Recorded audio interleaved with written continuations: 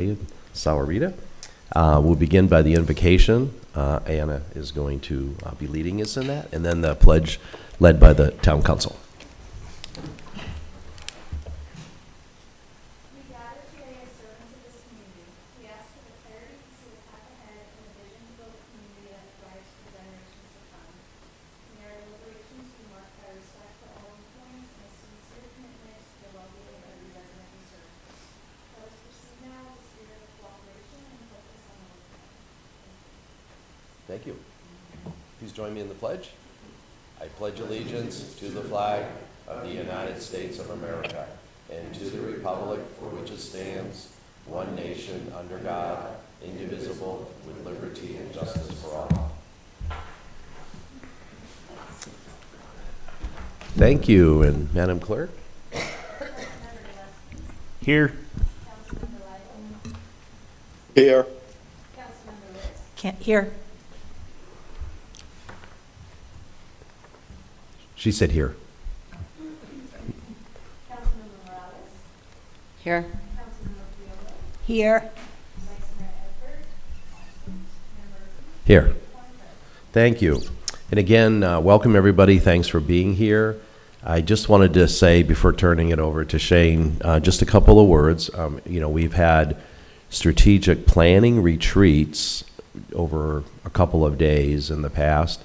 We've had budget retreats, which we will have coming up. But this is really more for a check-in based on priority-based budgeting, and staff just wanted to get a little focus on, are we going in the right direction, but not do a full-blown strategic planning retreat.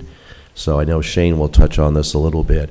And I'm always reminded of the SMART goals as we have some of these conversations. Relevancy and attainability, will be very important. We will have parking lot opportunities, but we're going to try to get this in one day. And just as an example, I was driving over here thinking of, we could put on peace in Ukraine as one of our staff goals, but maybe not have a lot of effectiveness on that. So just kind of keep that in mind as Shane and staff. It's lofty, absolutely.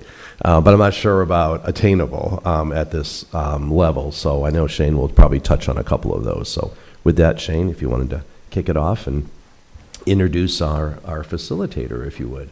I know he's had the opportunity to introduce himself to each of us. But Absolutely. Thank Thanks. you, Mr. Mayor. Members of the council, good morning. I know that this is a commitment on your part by way of your scarce time. But the fact that you're here, and I know that we're expecting Vice Mayor Egbert in just a little while, a little later this morning. But the fact that you're here represents your commitment to this wonderful community and to your roles as our governing body. Also like to thank our leadership team here at the town by way of staff. Between October and November, it's been kind of a crazy month for me, and for us to be able to put this retreat together and to be here this morning represents a real team effort. So I'd like to acknowledge the lift by many around the table to be here this morning. You all had a bit of a homework assignment in terms of participating in that survey. did we pass? Well, we'll find out. Thank you.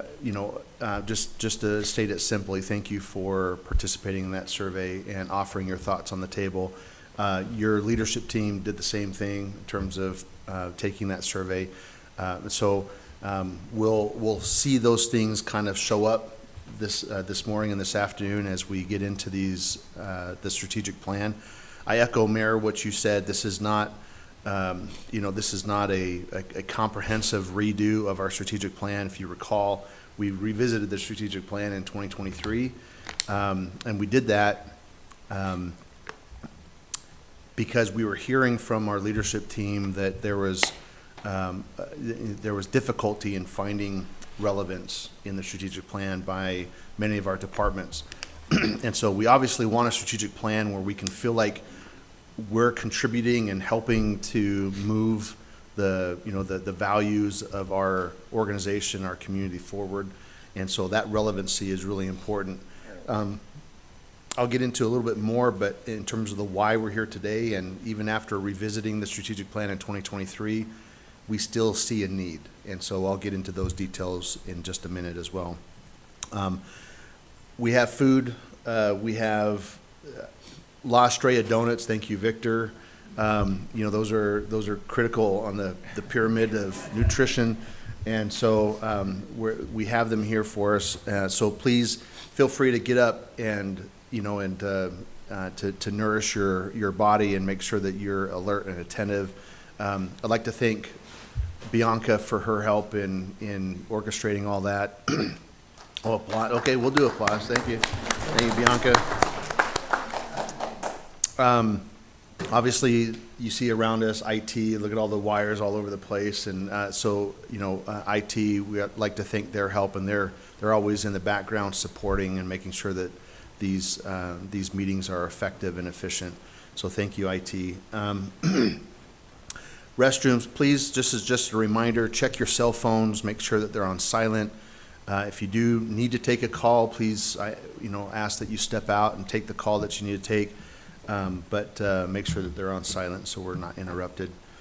And that's housekeeping. I thought, by way of an icebreaker, humor is wonderful. Might do a little joke like, what did the green grape say to the purple grape? But as I heard myself, do you know the answer to that, PC? Breathe is the answer. Anyway. Yeah. But I thought, I thought maybe a better icebreaker for the group would be for us to, and we don't all have to participate, although it would be great. Maybe a few of us venture to share something positive that's happened to you recently as a way to start this meeting off, because we do live in and represent the wonderful community of Sahuarita. And there's a lot of positives about being here. So that can't be one of them. You can't say, hey, I live in this beautiful community called Sahuarita. So the positive needs to be something unique to you. And we'll just pause for a minute and allow a few of us to weigh in and share something positive. Any takers right off the bat? Well, obviously, I'm still reliving the state of the town when my daughter and granddaughter showed up, Kaylee and O'Reilly, and surprised me. What a wonderful, yeah, wonderful. So I'm still treat. thankful for that as we move into Thanksgiving. Wonderful, thank you. Anybody else have something positive that you want to share? Please. I just had opportunities that a wonderful vacation with my mother to commemorate her 75th birthday. Oh, wonderful. Love it. What'd you do? Oh, nice. Please. My granddaughter just got married in New York last week, so we were able to attend her wedding, and it was beautiful. Well, congratulations. The mayor of Kingston married them I'm missing something here. in the chambers. We had something fun with all 5 of our kids were able to be in a community play here with Shrek with Hay Productions, and so it was fun to have all 5 kids in the same play. It probably won't ever happen again, but it was lots of fun to see them all singing and dancing together. Wonderful. I heard great things about that play. Yeah, that's awesome. Anybody else? Please. So my heart is just bursting with the joy of the Lord, and I am grateful to be on this council, and I'm grateful to be a member of this community, and I want to share a piece of joy. You all know the journey. My Beagle grandson is 9, and he's got bladder cancer. And through lots of prayer and intervention and good medical intervention, his tumor is shrinking and his lab values are normal. And this dog was not supposed to be with us, and he still is, and I'm grateful, and he's happy and alive, and what a blessing. So thank you, Lord, for answering prayer. Thank you. I'll share that one of the things that I was away from work doing over the past few weeks was to join my siblings. I'm one of 7 kids, to surprised my dad for his 80th birthday up in northern Utah. Rarely have I seen my dad cry, and it's not that he's not affectionate. He's a very affectionate man, but rarely have I seen him cry. And I darn thought I needed to go and support him. He was going to fall down because he was just completely overwhelmed with joy to see his posterity rallying around him for his 80th birthday, and it was a great setting and great environment. I'm eternally grateful for those kind of opportunities. Anybody else, real quick? Okay. Well, thank you. I thought that was a great way to start our meeting today because in the spirit of gratitude is how I think we ought to approach the discussion today. We've got a lot of promise and a lot of potential and opportunity as represented through the many suggestions that were brought forward in this survey. I want to provide a little bit of context as to why we're here this morning. We ventured on a course this fiscal year to implement a new budget tool. And that budget tool was really promised to help us accomplish three things. It's going to do a lot more than that, I promise you. But most of those things are going to fall under these three categories. The first is that we have greater transparency in our budget process, all the way from staff generating the budget requests to council ultimately adopting a budget for the next fiscal year. And we see that materializing already as we started implementation, where we took a budget that has really just been line item driven since our inception as a community in 1994. To what is now a budget that is completely broken down into service areas, program service areas. And not only have we broken all of our services down, titled them, named them, identified them, but now we've taken our entire operating budget and we've allocated those costs to those program areas. So 6 months ago, we could not, with confidence, say how much does it cost us to do X, Y, and Z. We couldn't say we couldn't answer that question without AC and a department head going back through and doing some number crunching and figuring things out on a case by case basis. But with implementation, we've now broken all of our services out. We've identified them and we've allocated costs to include not just papers and pencils and paper clips, but also the human capital side, our time. And so we can, with confidence, now identify what it costs to do whatever. And that should be huge. It is to me as your manager. I know that's going to be helpful to us as leadership team staff, but as a governing board for this community, I can't imagine how helpful that can be to you each and every year, even throughout the year, in being able to say, hey, how much does it cost us to do this? How much, and be able to have that at your fingertips.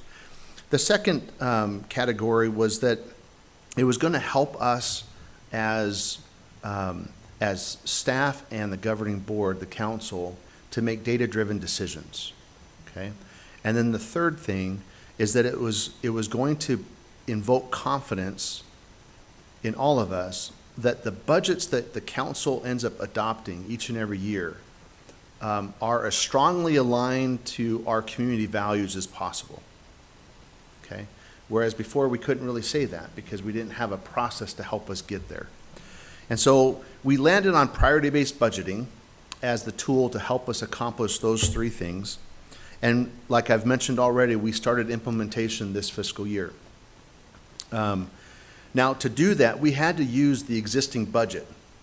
So it wasn't like we were creating a budget through this tool, but we wanted to have one round of implementation to get the kinks worked out and to understand that tool. And so we decided to do that with the existing fiscal budget. So it's not a true test of the tool, but as staff, as we started pushing our existing budget through that tool, we absolutely can see how it's going to help us make data-driven decisions. Is this something that's going to, is this something that's going to bring with it, a revenue contribution? Is this something that is going to help maintain, or is it going to expand? Is this something that's mandated by law, or is it just feel good? Meaning by law, meaning it's something the state, pushes on us, or it's something that there's an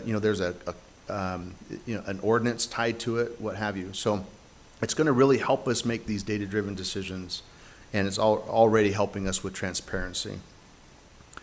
However, as we were pushing the tool through the existing budget, there's a scoring process, and that's where it gets to the alignment. How well do these programs align with our strategic plan? And we use the focus areas and the goals, which now we're going to refer to as key objectives. Okay, so the vernacular is important. Just know that when we say key objectives, we're referring to those things. You would like to say goals, but we're going to call them key objectives. Those are the things that are going to support those 5 focus areas in the strategic plan. Okay? You following me? Okay. So as we started scoring our service areas, we found that a lot of those service areas are a bit outdated. A lot of those key objectives are outdated. Some of them aren't really SMART tested. And SMART tested is a function where you have, like, is it specific enough? Is it attainable? Is it real and measurable? Does it have a timeline to it? They weren't SMART tested. And we also found that even though we made progress in 2023 to bring relevancy to our organization, we were still lacking quite a bit. There were still departments that found it difficult to say, hey, this is how I'm supporting the strategic plan. But we know that all of our departments are viable in terms of our need to provide core services to our community. So it's important that our strategic plan allow all of our departments to find home there, and to show how, in a measurable way, how they're supporting our strategic plan and moving it forward. So there's deficiencies in our current strategic plan. And as we look at the PBB process for our next fiscal year, we needed to address those deficiencies. And that's what brings us here today, is to get into that strategic plan, look at those key objectives, and make sure that at the end of our exercise today, we've identified key objectives in each of the focus areas of our strategic plan that accomplishes that outcome, that desired outcome, where we have, they're updated, those key objectives are updated and relevant, and they're, to the extent we can make them, they're SMART tested, as well as all of our departments can find relevancy in that, in that strategic plan. Now, I will note that the more key objectives we have in each focus area, the thinner the spread of staff in our focus. So I would ask for the council's help and leadership team's help to make sure that we are conscious about controlling how many key objectives we have under each focus area. Because if we have too many, staff is spread out too thin, and we're not as effective as we can be. So in my mind, that target should be like maybe no more than 5 key objectives in each of the focus areas. But that number is going to be loose, and we can kind of talk about that. But there's going to have to be probably some control on how many key objectives we have under each focus area. So I think that's it that I needed to share with the council this morning. Do you have any questions for me on what I've expressed this morning as an opener? Not to disagree with you. Okay. All right. Hopefully that doesn't happen today, but you never know. All right. So I appreciate that. I'll turn the floor over to our consultants, and I'm so grateful that Mike and Bill, you're here today with us. Bill, you and I have not had a chance to meet, I don't believe. But I've heard a lot of great things about you, and if you're a friend of Mike, you're a friend of mine. You're not friends? Well, then. Yeah, we are. Okay. So, why don't I turn the time over to you, Mike, and you can introduce yourself and Bill can do the same. But we'll turn the floor over to you. Appreciate that. We have to use these. I'm sure this is being recorded. Good morning. Morning. Appreciate that, Town Manager. Mayor, Council, staff, department directors. Yeah, we're here. We're ready to roll. First of all, we really appreciate being here with you and working through your, updating your strategic plan. A little bit about us. I'll start with me. I'm a recovering city manager. So if you see some PTSD issues today, shaking or whatever, it's all good. I spent 35 years in city management, wonderful career working with not only department directors, but mayors and councils around the country. We have been, Bill and I have been consulting for about 11 years. And I also teach at University of Arizona. In fact, one of my students, Doris, thanks to, we have a fellowship program for training city managers. And thank you for hosting, one of our fellows. So I teach in the Masters of Public Administration program. So I'm sort of teaching the future. The great thing I tell my students is I won't be there to see all of the things that you'll do in the future, but I know that the ability to work with councils and our government in this country, why it makes it so effective, it's all at the local level. All at the local level.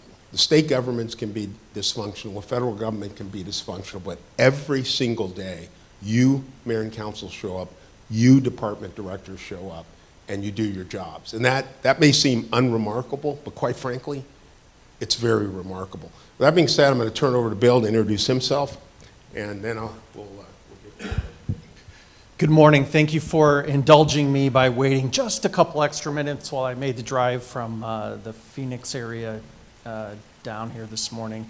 One thing GPS did not take into consideration was fog in its time way. So I planned my route out last week and got in the car, and then the fog laid in this morning and slowed things down. Fortunately, I wasn't involved in any of the red and blue lights that were going on I-10.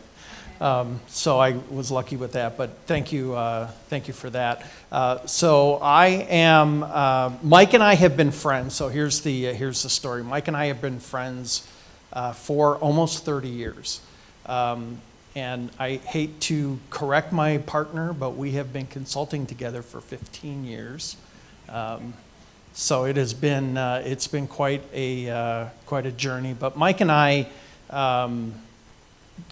both kind of retired about the same time.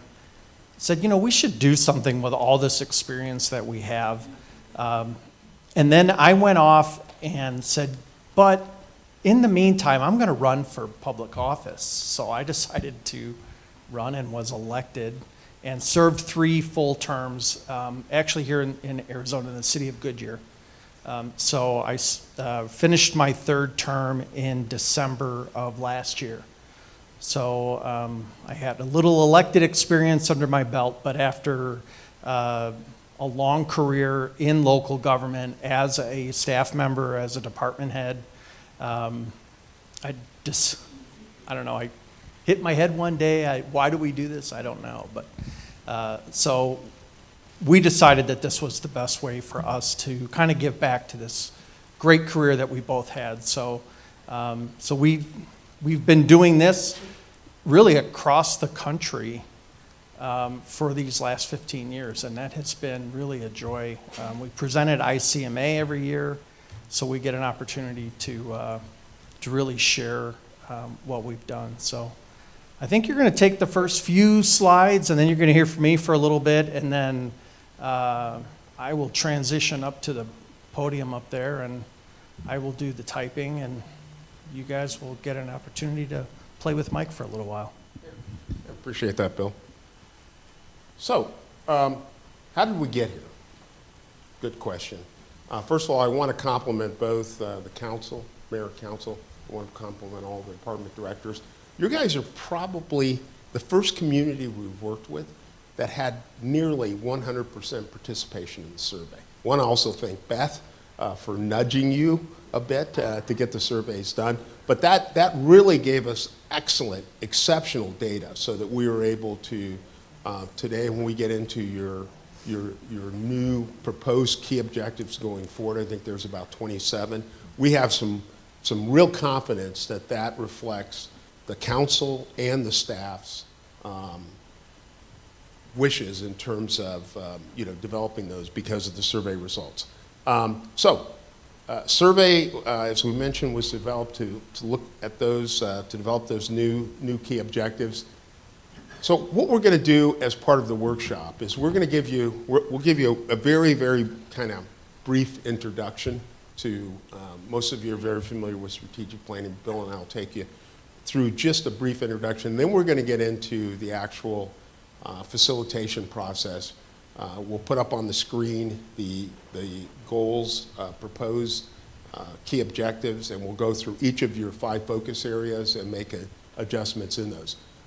We're also going to determine, there are some current goals that you have that, the ones that'll continue and not continue. Now, we took an arbitrary number. We said if it's 70%, if the goal got 70%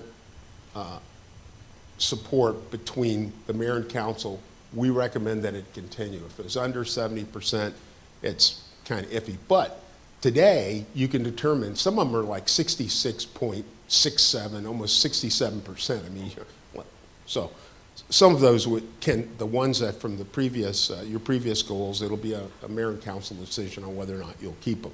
When we get into the SMART criteria, we will take you through that in just a few minutes. But one of the things that I want to emphasize is some of the goals, it doesn't necessarily, they'll all be SMART, but the T part of SMART, which is really the targeted part, some goals may have targets, some may not have targets, but they cover the other areas of SMART. And so we'll talk about that. So we'll take you through the 5 focus areas that you have in your strategic plan. And as I mentioned, we'll be facilitating those areas. So let's look at the SMART goals. All of you are very familiar with this. The goal has to be specific, can't be ambiguous. And so we're going through these goals today. We're going to be asking both the council and the staff to say, yeah, is it specific enough? Secondly, it has to be measurable. Is it something when you get there, you can actually say, yes, we have arrived. It's got to be achievable, relevant, and then the last part is schedule a target or time-bound schedule for success. In some cases, some of your key objectives going forward will have a time-bound, but a lot of them are more flexible in terms of not having time-bound. Now, the advantage, in our opinion, by not having them time-bound, is they can continue. They're not tied to one fiscal year. Like I know in one of your current goals, it says we're going to complete this by 2028. That's very, very specific. Not having that specificity allows for those goals to continue, or those key objectives to continue going forward. And so there's some advantage to that. So one of the things that we like to emphasize is, and I'll reiterate what the town manager said, for not only the staff, but also for the mayor and council. I mean, we're busy. These department directors have responsibilities for their departments, mayor and council, you have responsibilities. But one of the things most organizations don't do is they don't pause for a minute just to think about the future. Where are we going? What are we going to accomplish? And Peterson Gay, who I don't know if you guys are, Doris is probably going, oh no, Mike, he's going to talk about, no, I'm not going to talk totally about, but Peterson Gay is a genius. And one of the things he talks about is managing the horizon, that it's really, really important to think strategically about the future. Now, how many of us have whiteboards that we have to-do lists, right? We have them, oh yeah, okay. So and you check off that to-do list, right? You go, yeah, I got that. How much of that is really strategic? I know on my own, when I have a whiteboard, I've got all this stuff that's really great. I mean, it's actually fun to get to. I want to get to it, but I'm doing work for Shane, which is really, really important too. So I want to do I've got Bill and I, we have the demands for our clients, but at the same time, I want to do this. That's called, Sengay calls that the paradox of the routine, because all too often we just focus on the day to day without taking a look and looking over the horizon. So today is a time to look over the horizon, to plan for the future, and that's really, really important. So with that being said, I'm going to shift it over to Bill. And I'm going to ask Mike and Bill for your help today. I know we'll see the word goals a lot, but I do want to start moving in the vernacular of key objectives. I know that's hard, but I think looking at the horizon, there's a reason for that craziness. So if we can use that vernacular, that'd be great. Thank you. It'll have to be Mike that'll make sure, because I don't even think the word goal or objectives is in anything that I have to cover. So in any event, so we talked, and Shane, you talked about asking staff and asking the council to help you make sure you don't overload. And that's really what we are talking about here. When we do strategic planning, it's really about trying to maintain balance. There is not an infinite amount of money available for you to do projects. There is also not an infinite amount of time. And I think that is the thing that we forget about. And as Mike and I were in a community in South Carolina about a month, or actually the beginning of this month. And we show this slide. They've been a customer of ours for 10 years. And we put this slide up, and one of the council members said, no, if we want it done, we need it done. And like, we can't possibly do everything. So just remember if you hear me refer to the teeter-totter, that's this slide right here. We talk about making sure that we have the capacity, the dollars and the time to do our projects. One of the things that just a sidebar, one of the things I suffer from is I was constantly yelled at as a child by my father, you make a better door than a window, when I stood in front of the TV. And now I'm very conscious of how, tall I am. And so when I stand in front of you and you can't see the screen, so I'm going to move around a lot. But the other part of this is strategic planning helps us stay focused. And I think as a council, that's harder for us because of the pulls that we have on us. And I used to use the example when I was in the grocery store, that's when you get your tap on the shoulder, hey, what's going on what about this? And it's constant. And we're responding and reacting to that really very frequently. Am I going to be in your way if I stand here? So otherwise I'm going to have to stand off to the side. So strategic planning will really help us maintain that. So Mike talked about the paradox of the routine. There's also this, and we use the word tension, and not in a negative way, but there is always the challenge of maintaining the administrative needs of the community, and and what we call the political needs, or what is happening to us in the grocery store. It's the tap on the shoulder. So Mike and I teach at Grand Canyon University up in the Metro Phoenix area. So everything that we put together is not just Bill and Mike sitting around the table going, I got a great idea.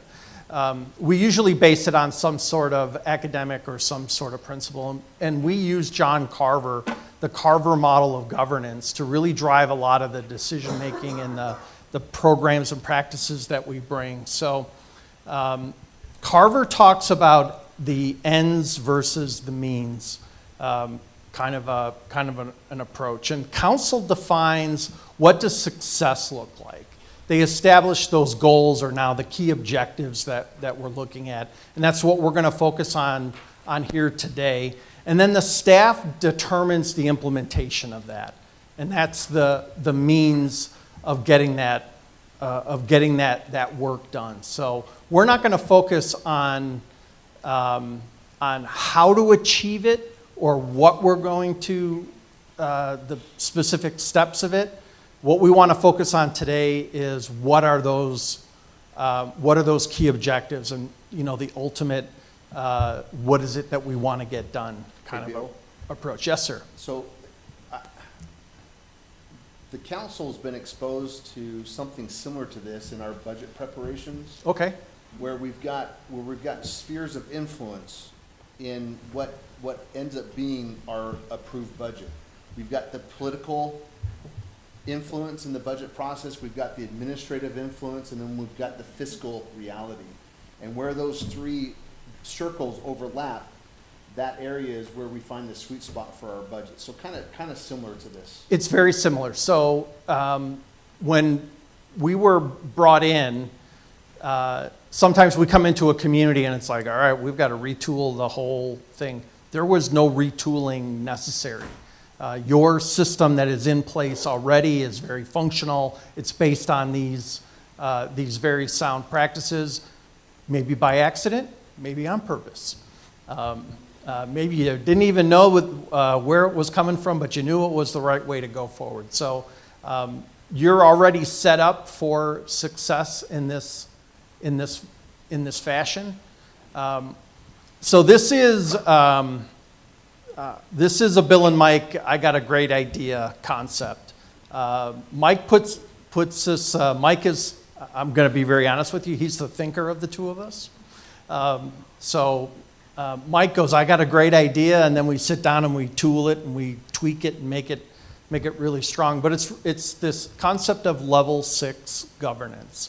And there are 6 levels is kind of what we've determined. And the level that the council focuses on is typically the level that the staff will operate at. So for example, if a council is only worried about the day-to-day operations, why is Public Works doing this? Why is the police department doing that? Then that is all that the staff is going to run around and take care of. And in some communities, that is where they're focused at. And it's very difficult for them to think strategically. Yeah, and everybody knows one. Or we all have our council peers that you're like, oh my gosh, these guys are focused on the wrong thing. Clearly not the case here because of the planning process that you already have. We all worry about the constituent response. That's very important. We all have our routine governance piece that we have to do by law, which is what PBB is kind of based on. We use those criteria. What do we have to do? What's our mandate, et cetera. And then we start moving into that more strategic piece. So level 4 gets into the strategic planning process. It really starts to guide the decisions and processes that we use. And then we start talking about governing excellence. And this is where John Carver kicks in, where you start having discussions about expectations within the organization. And I think you've already been down that road in some shape or form. And again, PBB will help bring a lot of that out. It really sets those expectations that you have of the community, that the community has of you as an organization. And now then the staff gets to really start to focus and function on that. So you're really performing very high. And then the final piece that we kind of came up with was looking at the organization and benchmarking it against something stronger than ourselves or even our own peer communities. So we talk about using, McKinsey or Baldrige Standards, some outside organization that looks at you as an entire organization. And that really becomes the pinnacle for where you want to operate. It is, it could be an aspirational goal. It could be, PBB is a pretty heavy lift in and of itself, so I would definitely suggest you let the organization focus on that. And then we can look at it. But I think overall, when you look at we look at the survey results, the way that they came in, the strength of the numbers that came in. That's the indication to us of a very strong organization. So this is not an area that you have to go, well, one day we'll be there. You are right on the cusp. So that's really very positive for you. So all of that is really important because the council then determines the priorities of the organization. And that's where you sit today. So really very, very strong position. So shared vision for those goals and objectives. The strategic plan helps bring that all into alignment, helps bring it into focus. It's one thing to have a plan. We've been in a number of communities that have been through the strategic planning process. And they said, yeah, we have one, but they don't do anything with it. And I think it's really important that you're giving up an entire day today to go through this and bring it forward. So please know that this is not just an exercise for the staff that you have to participate in. It is really important because your head nod today and your thumbs up or your disengagement really helps send a message to the staff. So it's very, very important for us. So any questions on any of that? Because I'll just plop right into the next brief section. So all right. So we talk about discovering the why, and that is really the kind of the whole point of what is it that we want to do. And we want to ask the question why. So Simon Sinek is now a very, I don't want to say popular, because he's also very strong in his leadership training that he does worldwide. Wrote a book a number of years ago called Start With Why. And he went through the whole process that companies, and by default cities and towns, need to remember and be focused on why are we here? What's our purpose? We knew that, and he uses a number of examples in the book, and so I'll start with this one, which is Southwest Airlines. Southwest Airlines used their marketing tag was "You're free to move about the country." That was their tag, but that was also their why. So they were really pushing their employees to be that company that people could freely feel like they could go anywhere. And that's what drove their business model, which is what Southwest became very famous for, was their customer service and their low fares, because of the way that they operated. That was their why. And a lot of times we forget why we're here. And when we go into communities where there's trouble, I'm going to say trouble on the council, there's a lot of dissent, there's infighting, there's a lot of trouble. The very first thing we turn to the council is, and we ask them, why did you run? Let's just start there. And you ask each of you, why did you run? And it wasn't to approve liquor licenses and make zoning changes. I mean, there was a reason that we all ran, because it isn't easy.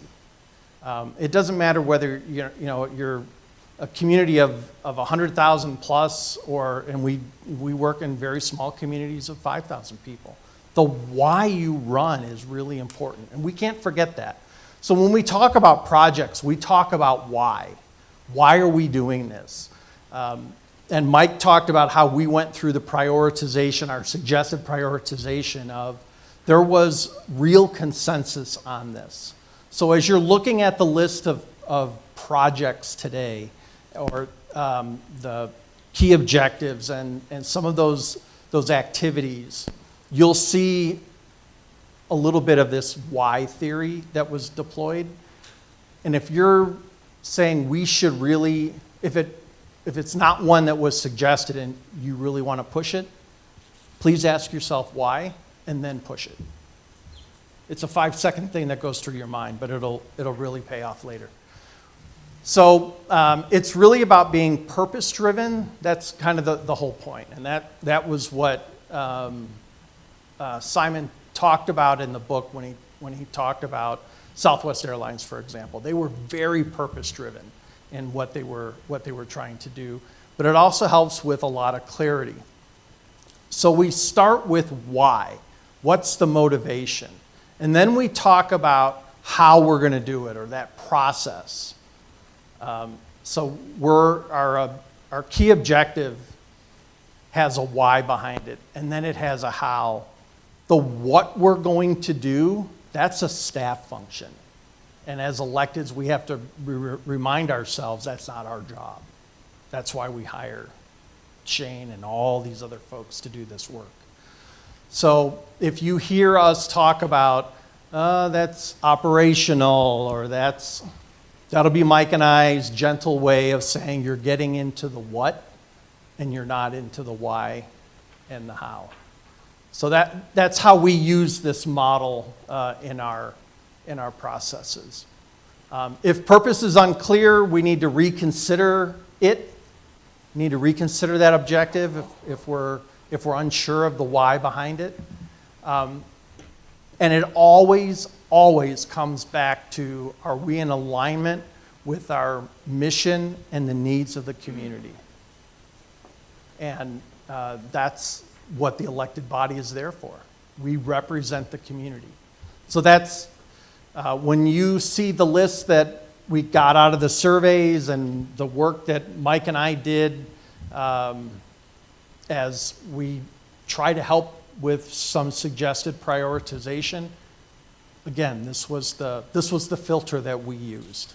So again, it wasn't just two guys sitting around going, I got an idea. And I'll leave you with this when we talk about why, is if you look at an advertisement of computers, one being Apple, one being Dell, Apple will tell you about the inspiration of using its device. And if you're a member of the we call it the fruit community.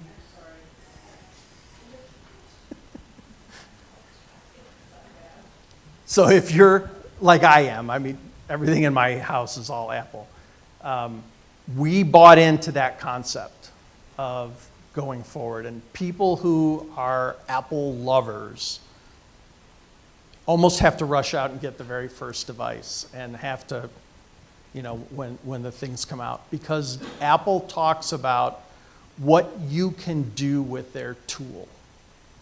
If you look at a Dell advertisement, it talks about the tool. Now, they are both selling computers, but Dell will talk about you can send emails, and you can do word processing, and you can do spreadsheets, and you can do, it's about the tool, where Apple sells you on the idea of what you can produce with that tool and the inspiration behind it. And that's really defining the why. So if there was ever a question in your mind about, well, really, what's the difference here? Just look at those two, and it really becomes the clearest example of why as we roll through this. So we are going to, I think the plan is to take a short break so we can transition and I can go up to the dais, I think is where the computer is. And then we're going to walk through the key objectives. You get to hear from me in the background as the voice from beyond, but Mike will walk you through that. And this is where the work will get done. And hopefully we'll make it I'd say a quick day. So I think we need about 10 minutes or so. And Yeah, why don't we take a 10, but are there any questions about the why or what we're hoping to accomplish today? We're good? Perfect. All right, we'll take a 10 and get set up. Thanks.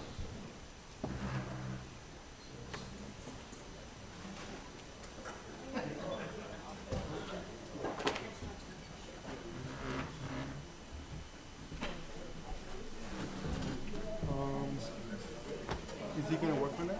He's gonna come up here. Which is the guy in How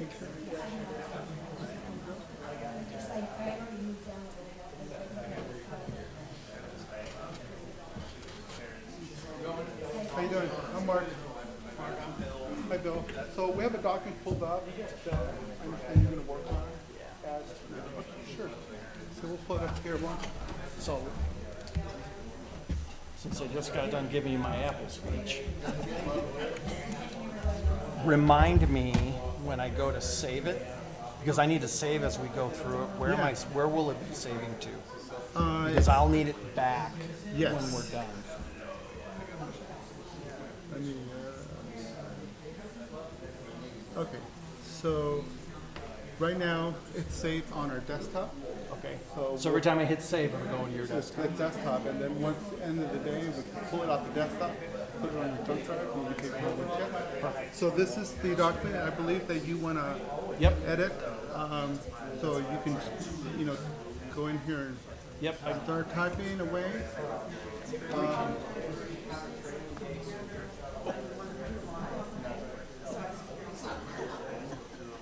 No,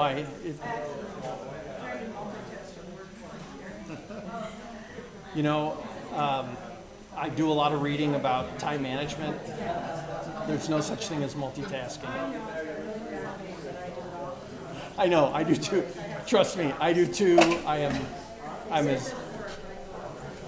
know, we think we do, but, all right, Mark, thank you. I gotta get my other computer up here. Yeah. We're 10 minutes or so.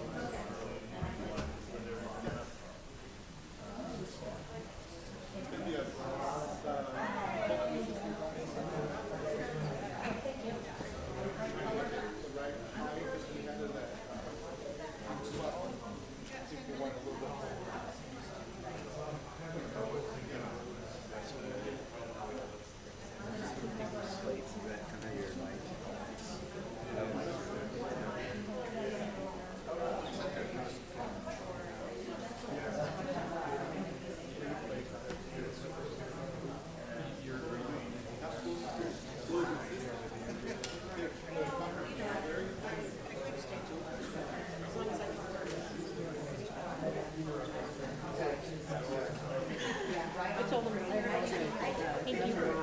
That should be the only other document, right? Yeah, that was the only document. Okay. And that should be all. Is there just one coming out? If you want to save it, just Control S.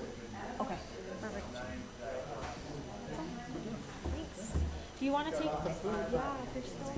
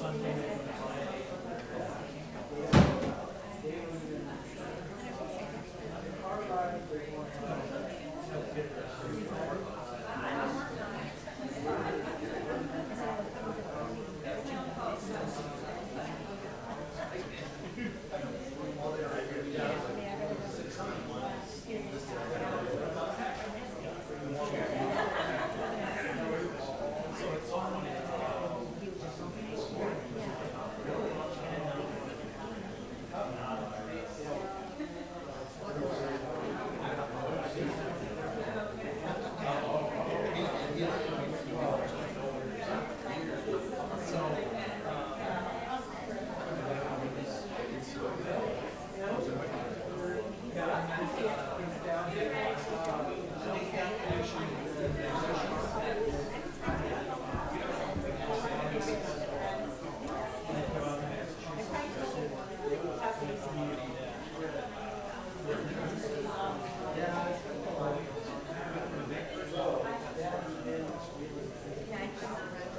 you ask him to pick us?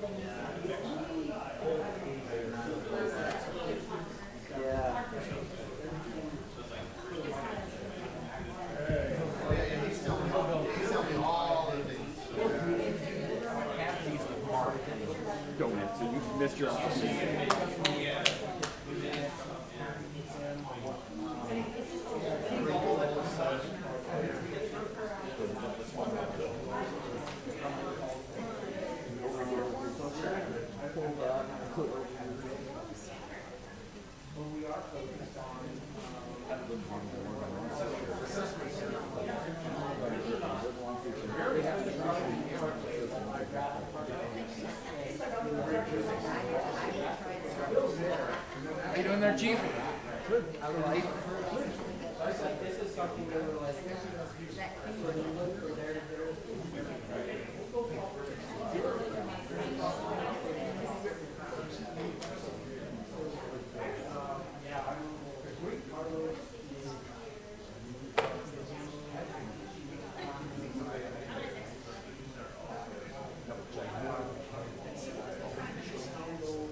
There are too many people speaking at one time.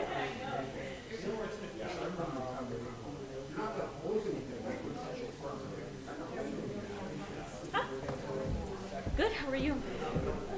Yes, super relaxing. Marco was a little sick though, so. Can we cue the mic for some of these conversations, please? I don't know. Luckily, he had his 4 days, so starting on Thursday, no, Friday, he had the weekend off, so it doesn't really land like that much, like frequently, so it was nice. Yeah, so he actually was supposed to work, but he won like it's called the lottery. Bianca, can you please turn off your mic?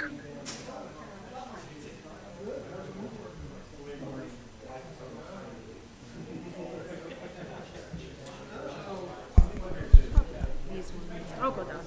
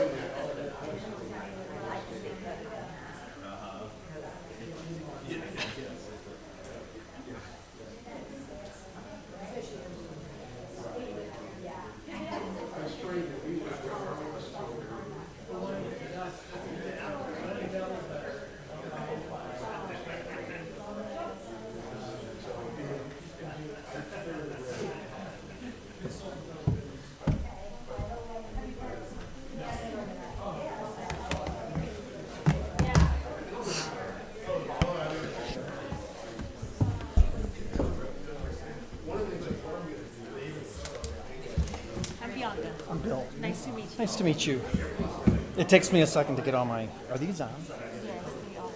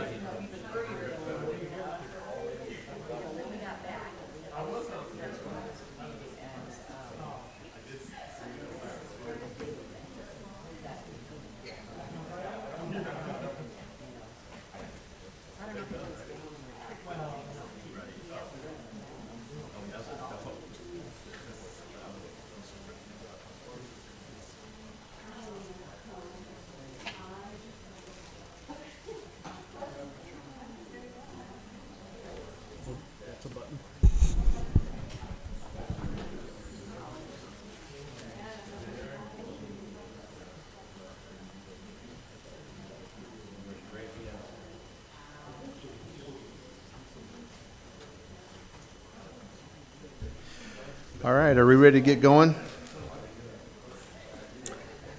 Mike, are we good? Bill, you set? You comfortable up there? Very comfortable. Before we begin, let me give my usual speech. If you have ever stood in front of a group of people at a dry erase board and done math or tried to spell a word that's very simple and you freeze up for like 1 second and you feel every set of eyes on you, that is what I'm about to do when I type on this screen. So I ask for no judgment, number one. I will get it right eventually. But just be patient with me as we go through it. And remember, I'm trying to take down what you're saying as we're going. So I just need a tiny bit of grace as we get started. Perfect. But just remember, I'm standing in front of you doing 6 + 8. And for 1 second, I'm going to hesitate. And that's what I want you to remember. Mike, can I have just a quick opening word on this part of the exercise? Absolutely. So one of the reasons why we had this survey done was to provide the window of opportunity to add new things. Wanting now at this point to bring our focus to what has been suggested, I can't say, because I'm really not in the position authoritatively to say this anyway, but I'd like us to really, unless it's just this amazing idea that you want to share with everybody by way of a new objective that you want to add to the mix, let's really try our focus on what's here. so that we don't go down rabbit holes, which is a real potential in these types of discussions. So the focus will be here, knowing that we've had an opportunity to, to weigh in. But while I'm saying the door is closed, it's only mostly closed. If you do have a really, really good idea that you feel like just needs to be out on the table, by all means, share that. And that goes with staff as well as we're going through this exercise.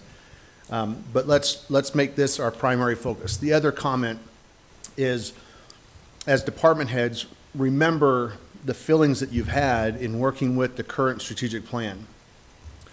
And if you felt like you don't have an avenue, a clear path to support that plan in your operations, we need to make sure that we are championing the objectives up here that are going to help you as a department have relevancy in the strategic plan, okay? Because, the voices of concern really diminished in the 2023 exercise, but there were still comments about how it's difficult in our capacity as department heads to really find relevancy in the strategic plan. So this is yet another opportunity, and I'd like that voice to even further diminish. I want to make sure that we're doing our best in this exercise to have objectives here that help us as departments in our service programs have relevancy.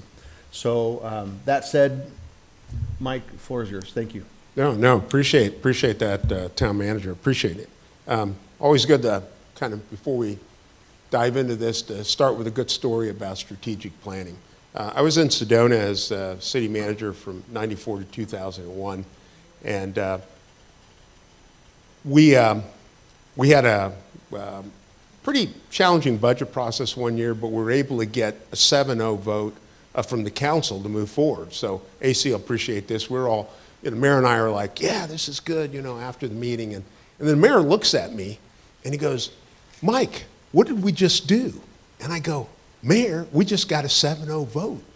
And he goes, no, what did we just do? He said, what are we gonna do over the next year? And I'm going, what do you mean? He goes we just approved money. We just approved the money that's in the budget. What are we gonna do in terms of stuff to get done? And that's the first time it kind of, as a manager, I was like, well, I know what I'm gonna do. I've got staff working on things.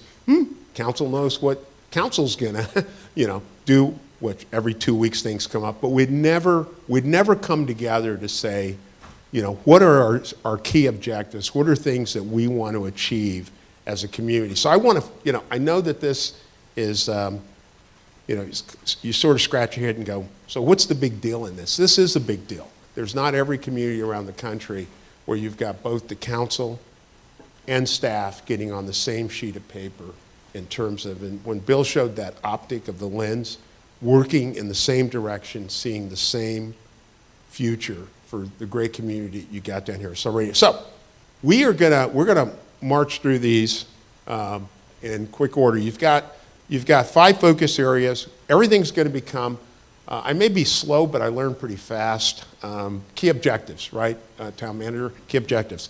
Everything's gonna become key objectives. However, we wanted to keep your vernacular for your old ones are called current goals. So as you go through here, you can see we've identified the current goals. The goals that are in green, Bill and I had to do a benchmark somewhere, got over 70%. So we felt that those were ones that you might want to consider a continuation. The ones in red, you can debate whether or not they continue. Everything down here under proposed key objectives came right from the surveys, and we had to, there was a lot of data in there.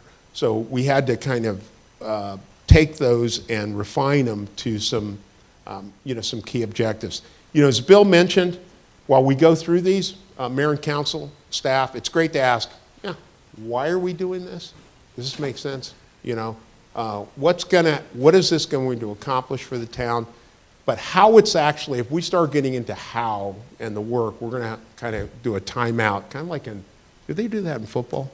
Or is it basketball? Oh, I think it's timeout.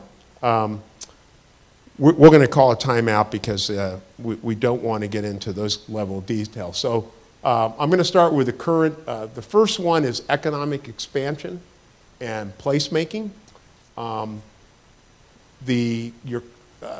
And I won't read through all these, but your current goal is increase development-ready development sites.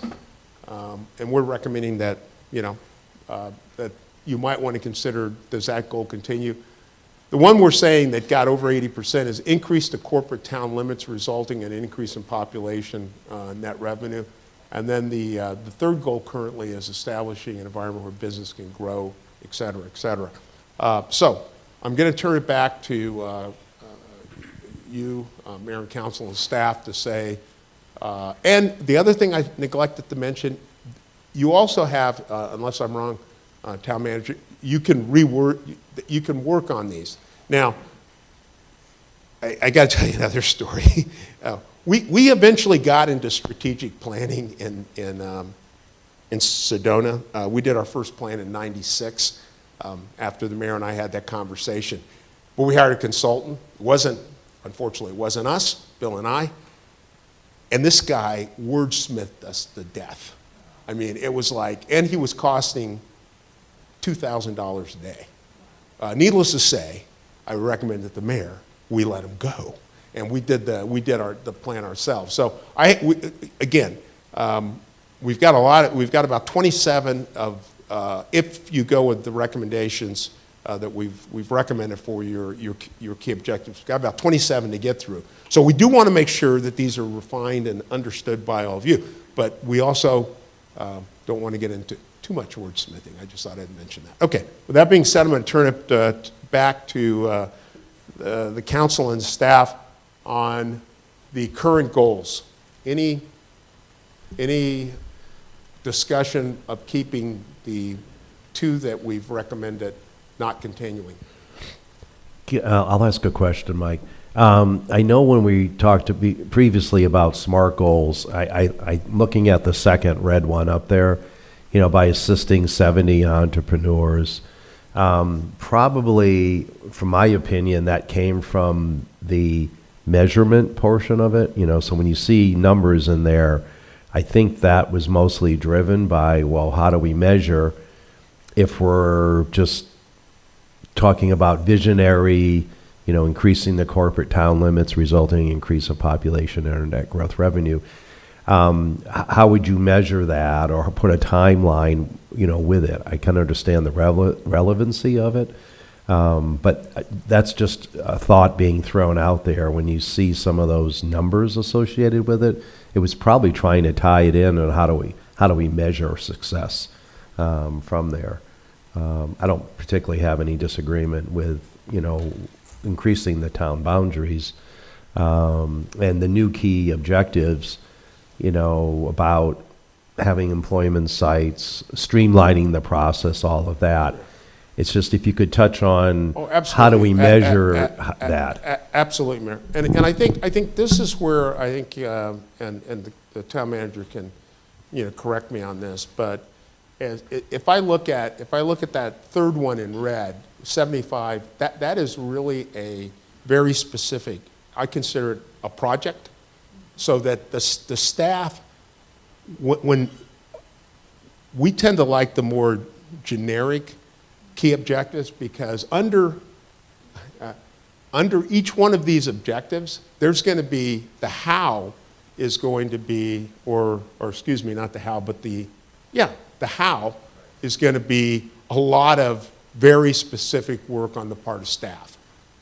There's going to be, and I'll turn it back to the manager to make sure, I hope I'm kind of there. Yeah, so SMART means that it's measurable. Not necessarily that you throw up a number up there, but can you measure your progress towards that? So that's how I interpret it. Yes, sir.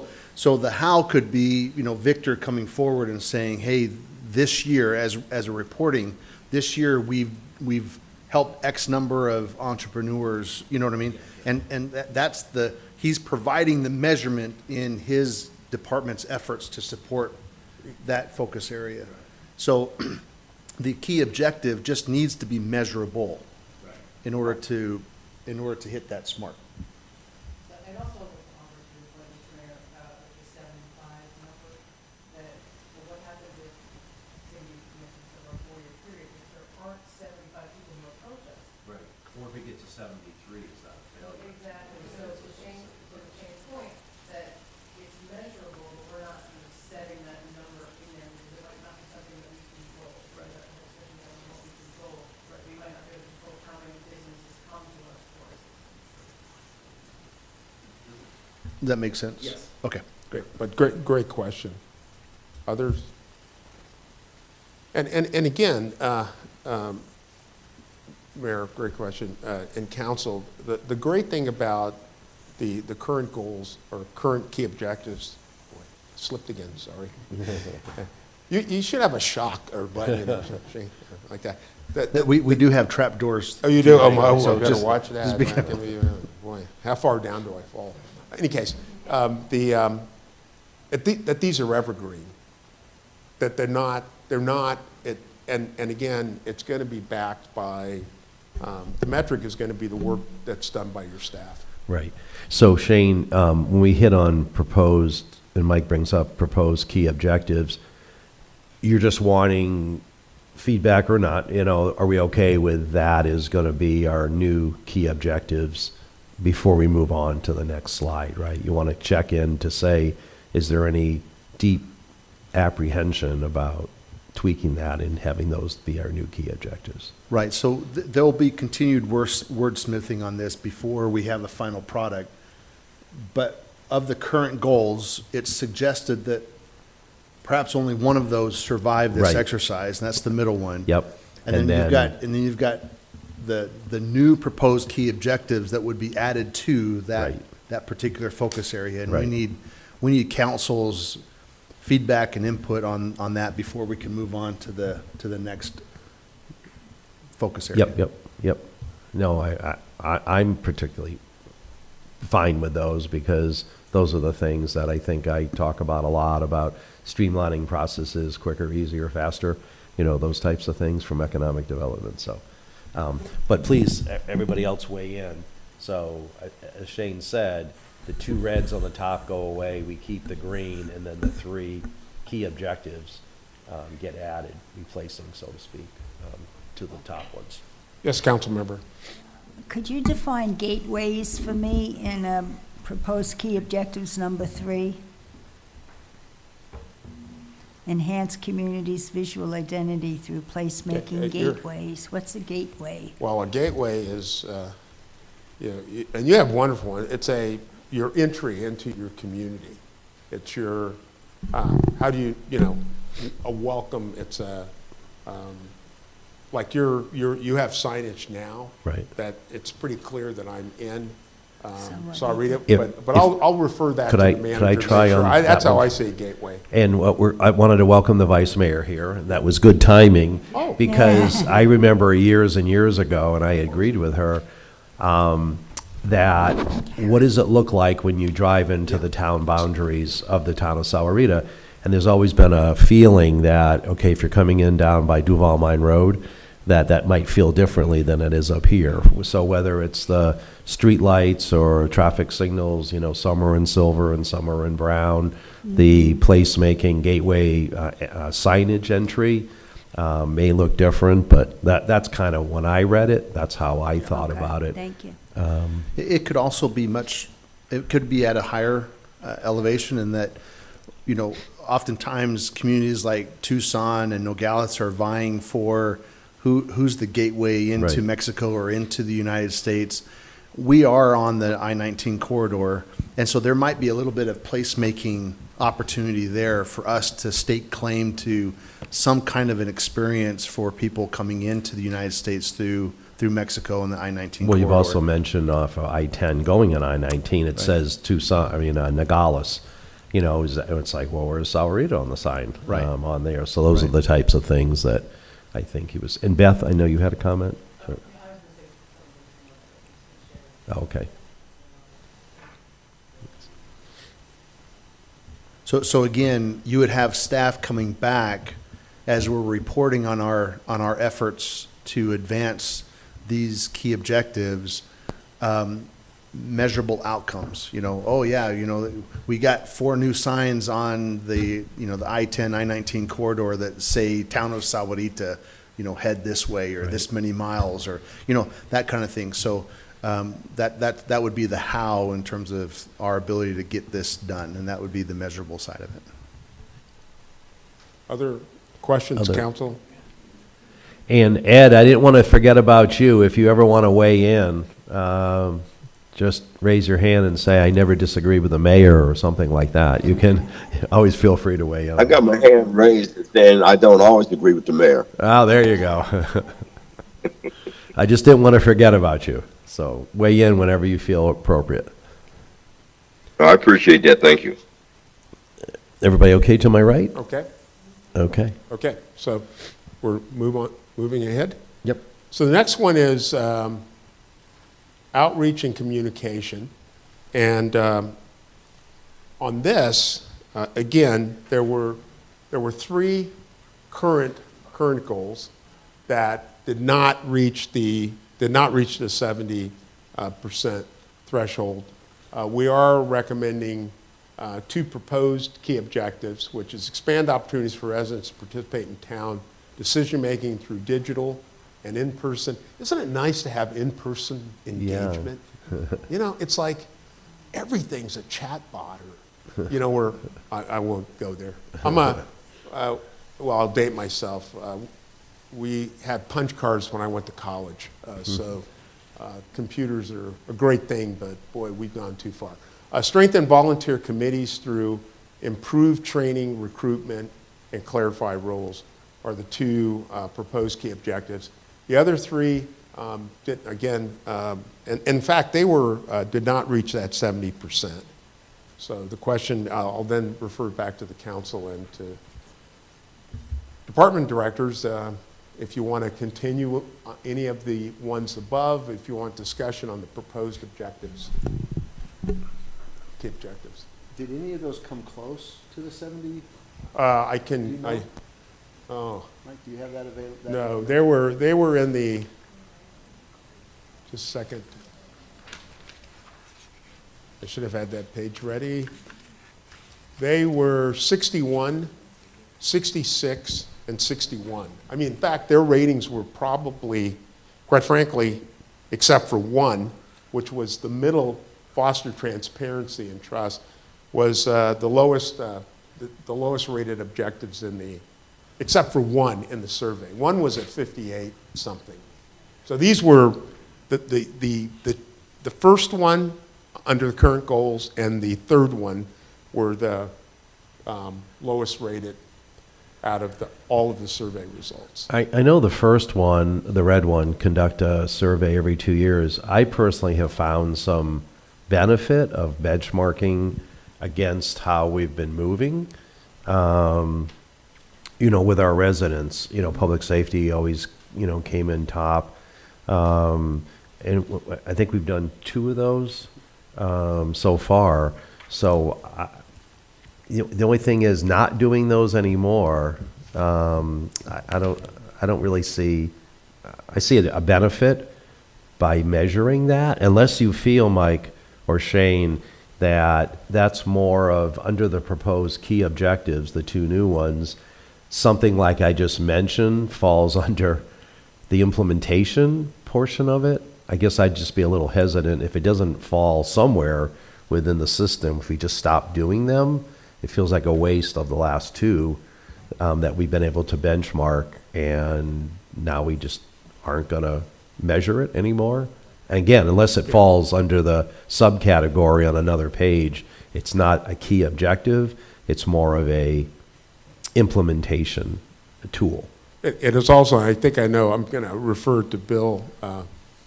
Yes. You are on, Bill? No, I'm sorry. I keep pushing the button, turning the light on, which turns it off. Right. I think there's an opportunity for the staff to consider just operationalizing this survey every 2 years. and not making it part of the council key objectives, and just make it part of your normal operation, as you would turning water on and turning water off, or stopping speeders, or whatever the case may be. The other item in this, that even though you may have been under the 70% threshold, I would imagine your implementation and development of a communication and marketing plan was probably very directed when you created it. So you may want to think about, this is everything we're talking about, is communication and marketing. That helps with your transparency. It helps with, what the mayor's talking about with these surveys, et cetera. So I would kick that to Shane and the staff to say, where are you at with that? I'd like to say something about the surveys. I think to me, the surveys are a waste of time. We have 35 residents, and to my knowledge, the biggest survey we had was for the bond, and that was 700 residents. When you have less than 15,000 people responding to the survey, it really doesn't give us a good survey. So if you're having, 100 people respond to the survey and it comes out 90%, 90% to me, to 35,000 residents, is nothing to 100 people that responded. So to me, I just think it's a waste of time and a waste of money. Shane, because I remember closer what Debbie was saying for the surveys for the bond. I don't remember the number for the community survey on how much feedback that we did get on that. So is the number, high on police and low on whatever? Is it really effective if we're getting 100 surveys out of 38,000 people? Well, I'm a bit jaded when it comes to surveys, because there's a statistically sound way to go about surveys. You can have a population and get a survey response that is just a percentage of that population, but it's a statistically sound percentage, which means that you can, with a high degree of reliability, trust that the information you're getting from that survey represents pretty well the whole. And so you're never going to get a survey that has, like, if your population is 40,000 people, you're never going to get a survey that has, 30,000 people participating. It just isn't going to happen. It's never going to happen. But that's why they have that's why they apply, statistic elements to this, so that you know that you can trust, with a varying degree of error, the information that you're getting, in terms of, this represents your population with some degree of confidence. When we see political surveys, I wonder always the same thing, because the number is very small, but they're, depending on who the agency is, they're pretty accurate over time. We would all love to have, if we have 40,000 people, we'd love to see a response where 40,000 people responded. That would be great, but it's not realistic.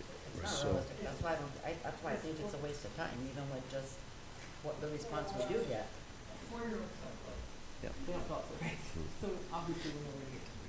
We have a hand. So, Hello? Victor. Mr. Mayor, members of the council, just wanted to answer your question, Mayor Murphy, on the last citizen survey. It's done in 2022, and we received 760 responses, and we use viewpoints, so that's a change point, right? It's a sample, right? So, 760 responses provides us a sufficient sample. And so, at the time, Viewpoint reported to us that there was about a 95% confidence level, wow. and a margin error of about 3.5%. So there's some science that goes into the surveying and the methodology of it, but we certainly, with 760 responses, that's more than enough to be able to get a good sample of the thing.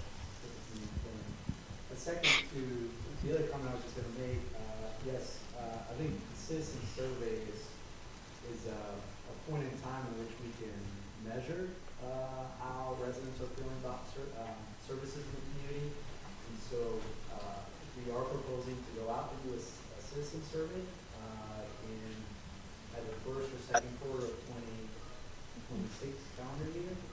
And it's a means to benchmark how we're doing, to recall some of the past surveys, ask residents about the level of services. And when are you doing that? So it'll be in 2026, probably second quarter of 2026. So that's when the winter visitors aren't even here. We would target before they start leaving, which they're still here the first part of quarter two. We won't wait too long. It'll either be the end of quarter one or the beginning of quarter two when we survey. And you're feeling that is more of the implementation, but not the key objective? Yes.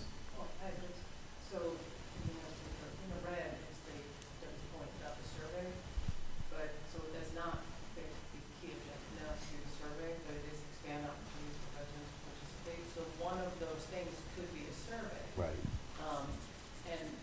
And I understand, Debbie's frustration, but that's why I think that the directive is, expanding opportunities, because let's say that we find that we have some extra CIP money lying around, and we want to do a community pool, and we're going to poll our residents. The people who feel really strongly either way are the people who are going to respond to that. So you might only get 700 people responding, but you're going to get people who feel really strongly about it. The people who feel very neutral, they're not going to respond to any of those surveys. And the people who feel strongly, those are the voices I think that you really want to hear. So by making this new goal, expanding opportunities, rather than just relying on one survey during the course of a 2 or 3 year period, having maybe some different smaller opportunities, smaller surveys about more specific things where people feel more invested in. This is an item that I'm invested in, as opposed to here's this whole lengthy survey that's going to take me 10 minutes to fill out. And I just don't have that time where I make it 3 of the things and then I'm done with it, and you don't really get good answers. So I'd like to make a suggestion. Please. In terms of maybe a compromise on some of this, because I feel as though the proposed key objective, number one, as it sits, doesn't seem to hit the sweet spot for me anyway. And I like the word transparency in the number 2, Right. old goal. And I'm hearing, that there's a desire to, still consider something by way of routine engagement with our community. What form that takes, is on the table. So maybe on the new key objective, we can insert the word transparency. We can also insert the word or words routine in terms of, either routinely engaging digitally or in person. That's something that's happening, as on an ongoing basis. Right. Things are going well right now because of the composite that we have on the council and on our town leadership. What happens if that ingredient changes? It'd be nice to have strategic plans that don't rely so much on the composition, but on what we really want to see by way of outcome. Yeah. So Bill's taken a stab at that.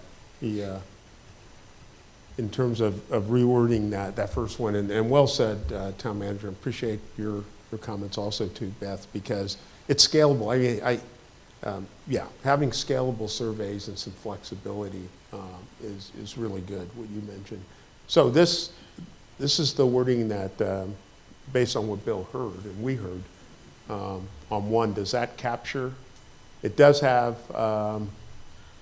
transparency, public trust. I saw, and routine, through routine digital and in-person engagement. Yeah, I think that covers it. resonates with me very well.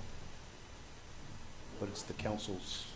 Right. But then more of the how will be coming up later. And that's what I want to keep focusing on, because my brain was going to this is all encompassing, but really this is just the overarching. Yes, and sir. then the how Yes, we ma'am. do all of this and not build it in Right. to the why. And this is where the how comes in. Right. Council member? He had a question Oh, before me. yes, council member. Oh, no, it's all right. It's all, I was just thinking hows, but I'll say that for later. Right. That's what I have to resist myself on, is keep it general and overarching, and then drilling a little bit more into it with the how, which will be ongoing, right? I mean, it's not, each year may be a little different on how the how is implemented. The tough thing for council is the how is really left to staff. Right. And that, and then the expectation from you is that we're reporting back to you Right. on the things that we're doing to accomplish this. Right. But for the council to start weighing in on the how, we're outside of our lanes. Right. Right. I think that's what the January planning retreat's for. Right. We Right. start telling you How we're gonna do the things things that we just. we're looking to do as staff to accomplish this. our Yep. strategic plan. Yep. Council member? So I wanted to raise for proposed key objectives the concept of weaving, and correct me if I'm wrong for bringing it up now, but in the civic craft training that Kim Lisk and I are involved in, one of our sessions had to do with analyzing how involved and aware was one's community in local governance and in the whole decision-making process. And they had this interactive map that you could put in your zip code, and it would show you how involved was that particular area of your community in, say, involved in community activities and volunteering, and then what was their level of engagement in getting outside of their, what I call a silo. If it doesn't affect me, then I don't care about it. That kind of me mentality instead of the more what's good for the overall health of the community, even if it doesn't directly serve me, but it's good for the greater good, so to speak. And it was this whole concept of weaving. So I plugged in both Green Valley, which part of Sahuarita is in Green Valley, and the zip code for Sahuarita, and it was fascinating because our community scored very high on people volunteering, but low. It was 0% for Green Valley, which shocked the heck out of me. And it was, I think, 22% for Sahuarita in this concept of weaving. How do you get people from cross sections in our entire community, the town of Sahuarita, from divergent areas, like the Quail Creekers and the retirement community, relating to the need for, say, a community pool for the kids and for the families that don't belong to HOAs and have community facilities? How do you get buy-in from diverse groups of people for the greater good and health of the community? And I was fascinated by that concept of weaving. And I'm wondering if there's a place for that under one of the proposed key objectives. It doesn't state it, but it's kind of inherent in it. I have a thought by way of response to that. The mayor and I have talked on and off for the last almost 4 years now about the value and benefit of reintroducing to our community the interfaith council, interfaith group. That might be a how to help with the interweaving. But by way of a proposed key objective, something to the effect of improving public engagement. So up here, this is really town focused out. This is the town reaching out. But nothing up there is really talking about how engaged is your community, and how do we improve their level of engagement. By the government reaching out, that could be in part the answer, but it doesn't seem to really focus on the community engaging us or each other for that matter, and how well is that interweaving that you're talking about. So perhaps a key objective is strengthening you know, the public's volunteerism and engagement with the, you know, within the community. And then on the how side is left up to staff to figure out, you know, how do we do that? You know, is it in part through 1 and 2, or are there other components that need to be at play to accomplish that? This is really the council's opportunity to say whether or not something like that is a value to you as a governing board, but I'm responding to you, Councilmember Priolo, and maybe, you know, maybe something like that would help. Yeah. I do have Where a did- question. Oh, go ahead. Yeah, go ahead. Okay, we talk about conduct community survey. Well, that's great. I have no problem with it, except that most of what you're going to get are the naysayers who are, like someone who said, they're either very for or very against whatever the survey is about. And most of the time when we have these naysayers, they speak so much louder than the people who are in the positive that you never get to hear what the people who are positive are talking about, or what they really want to see. So my question is, how do we better communicate to the people who are positive about the community? Also on item 3 in the red, it says develop and implement and communications and marketing plan. Well, you know, you travel north of here, and you say, well, I live in Sarita. And they say, well, where's Sarita? I know Tucson and Green Valley, but where's Sarita? Well, we need a better marketing plan than Green Valley has. We need a better marketing plan than Tucson has, because we get overlooked. Even when I'm speaking to people outside of our state, they've heard of Green Valley, they've heard of Tucson, nothing about Sarita.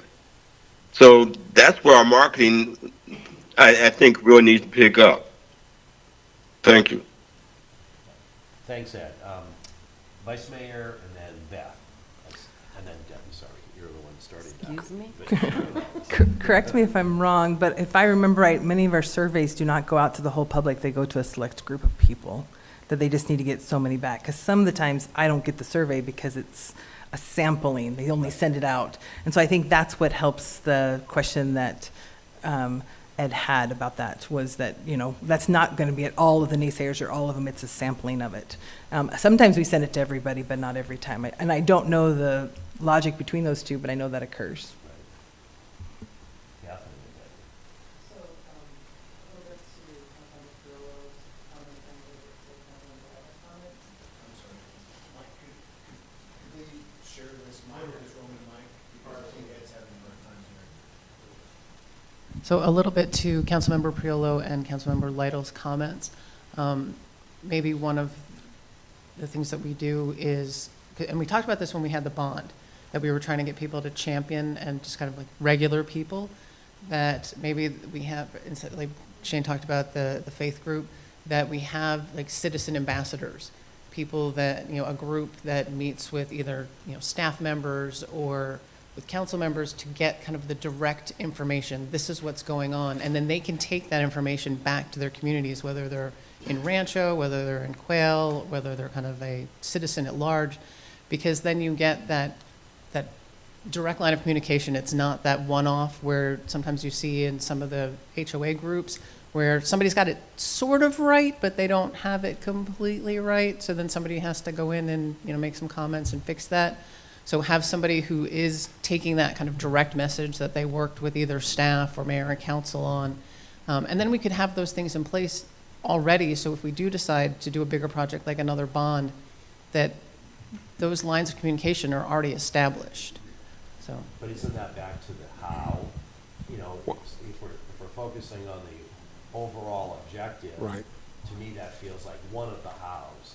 You know, the But- interfaith council, the ambassadors, those are all, at least in my mind, those are. And we're gonna, one of the things we may want to consider in this too is that public engagement is with folks that we consider that not only stakeholders, but also partners. There's some folks, I mean, let's just get, yeah, and I have my views on surveys, but I'll stay neutral. Probably closer to where Shane and you, yeah, folks are. But the thing is that anything that I've seen done in 35 years is done through our partners and stakeholders in the community. Let's get real. I mean, that's where we start. And so the question becomes, is that something we want to plug in here, that we want to make sure that we encourage that? Not that the general public's not involved, but the folks that really step up and lead are the ones that have decided to be in a leadership position in the community. Just a thought. Yep. Hang on one second, because I don't want to get elbowed over here, so Debbie, you go first. Well, I feel like I'm going off again, going back again. You know, and this is more a comment. Being involved in the community, I've been here for 23 years, and even when I was involved in Tucson, you always get those people. I mean, we can advertise, we can communicate as much as we can, and you always get those people that will say, I never knew that, or when did you guys start doing that, or how did that even happen? You know, how do you even answer that when you work effortlessly to get the word out, and you still have, and you have more people saying they didn't know this was happening than you do that say they did know it was happening. El Tour, right? You know, is an example. Yeah. I didn't know El Tour was going to be. It's like how Yeah. many different ways, you know, does our community talk about El Tour? Now we do have new residents, as you mentioned earlier, but it's like, really, you didn't know a bike race for the third year in a row? Right. But part of the answer to that is you just accept the fact that people are busy in their life and they don't see the mailer come in, or they don't, you know, their spam filter grabs the email that hits them, right? And you just accept it, because any reaction to that is calling them a liar. And that's the unfortunate position that puts us in. All we can do is our best. And if we're reaching out through a whole bunch of different ways, we're connecting with people at our signature events, or we're mailing out, or we're doing a phone survey, and, you know, whatever, we're going above and beyond as a local government to connect with our residents. It is what it is. Inevitably, there's going to be people that the easy answer when they're confronted is, I never saw it, right? That's just the easy answer. And for you to try to say anything to that is, now you're questioning their integrity, and it's not worth it. You just accept it and say, hey, I'm sorry you didn't get that, but here's what we've done to reach out to our community. So. Yeah. Yeah, Mayor Murphy, members of the council. So I'm hearing this, and as one of the department heads, we have I'm the Parks and Rec guy, right? So I'm going to make it about Parks and Rec, but we have the Parks, Recreation, and Open Spaces Master Plan that you all adopted in 2023. And it's a very encompassing document. There's specific objectives. There's some things that we use our performance metrics to track our progress through that document. That document isn't called out specifically in the strategic plan. And I think that that's related a lot to this kind of idea of a marketing plan as well.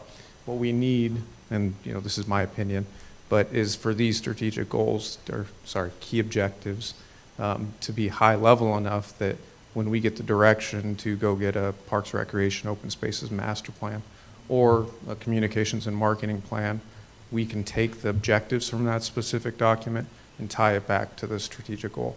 So I think a lot of these specifics for functions, like how often do we do a community survey, how do we connect with our community, I think that lives in another document that supports the strategic plan and the key objectives. I got it that time. Thank you, Mayor Murphy. But I really like, because we already have some of these documents adopted, you know, Parks, Recreation, Open Space and Master Plan, that we can look at that and interpret it through the strategic plan when we get to the finish line. So I'm in favor of the very, you know, broad kind of overarching umbrella that we can live under this with. This is kind of like the Wizard of Oz. Bill's doing you know, behind the curtain, and then it just appears. So we do have some wording, and then as a starting point, strengthen public stakeholder engagement and resident interaction to improve outreach, understanding, and connectivity. Sounds like America. It's great. Well, Bill did it, of course it's great. What, ma'am? Council? You okay? Okay? Oh, yes, sir. I'm sorry, really quick. Mr. Mayor, you had made a comment right before this, or you kind of asked a question about the hows. I do think that as part of this, there is going to be some discussion of how, because as part of the evaluation of these goals, I think some of the questions that have already been asked by council is a certain amount of, well, this sounds like a great goal, but how do we do that? Because there is the very real likelihood that this sounds like a great goal, but when we examine it later, and this is the trap we got ourselves into last time, that we hadn't thought about the how. So having a little bit of those discussions, I think, is going to be kind of natural as part of this, just so that everybody understands that, as a group, we have actually thought about these, that was part of, those survey responses, that the different divisions, to Devin's point, have thought about how they're going to accomplish some of these kind of grander things. But it's great for us to, make sure that that's clear to everybody that we have thought about those things. And the hows are coming. Yeah, and as I look at the key objectives, right now it seems like everything's focused sort of on our community and our residents, and that's great, and that should be certainly an emphasis in outreach and communication, but we also need to look beyond our borders. So part of outreach in my mind is looking at state level, federal level, maybe some of the nonprofits in the community, other stakeholders. Pima County I would view as also one of those that we want to have good outreach with the county. So stakeholders is a good add there.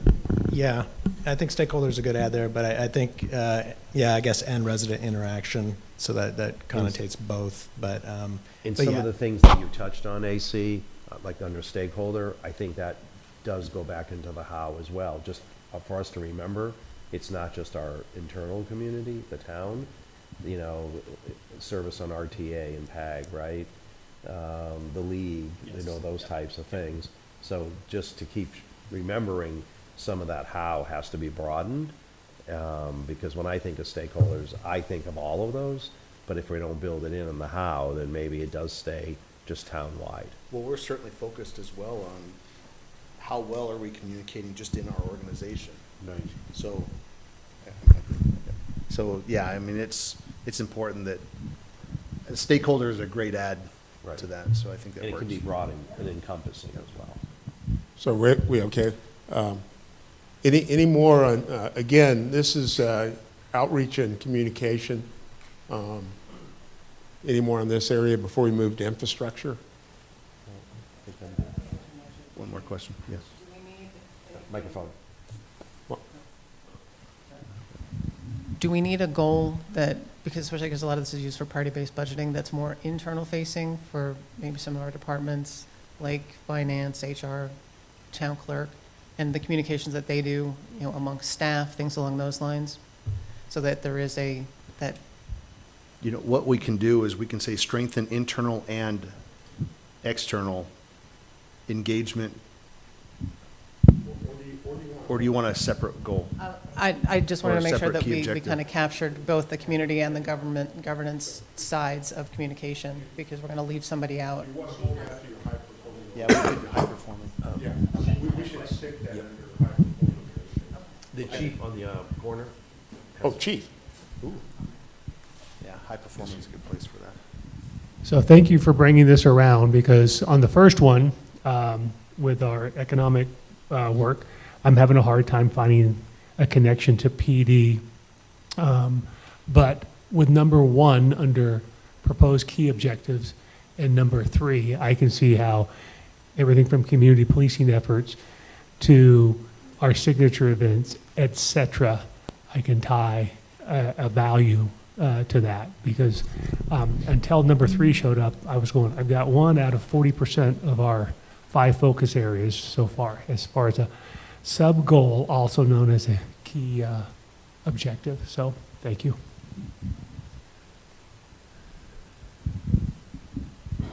I also support the addition of number 3. When we had just number 1 and 2, I saw a gap where number 1 is a little bit constrained in the type of outreach we're doing. It had to do with decision making, but not so much outreach when there wasn't a decision to be made.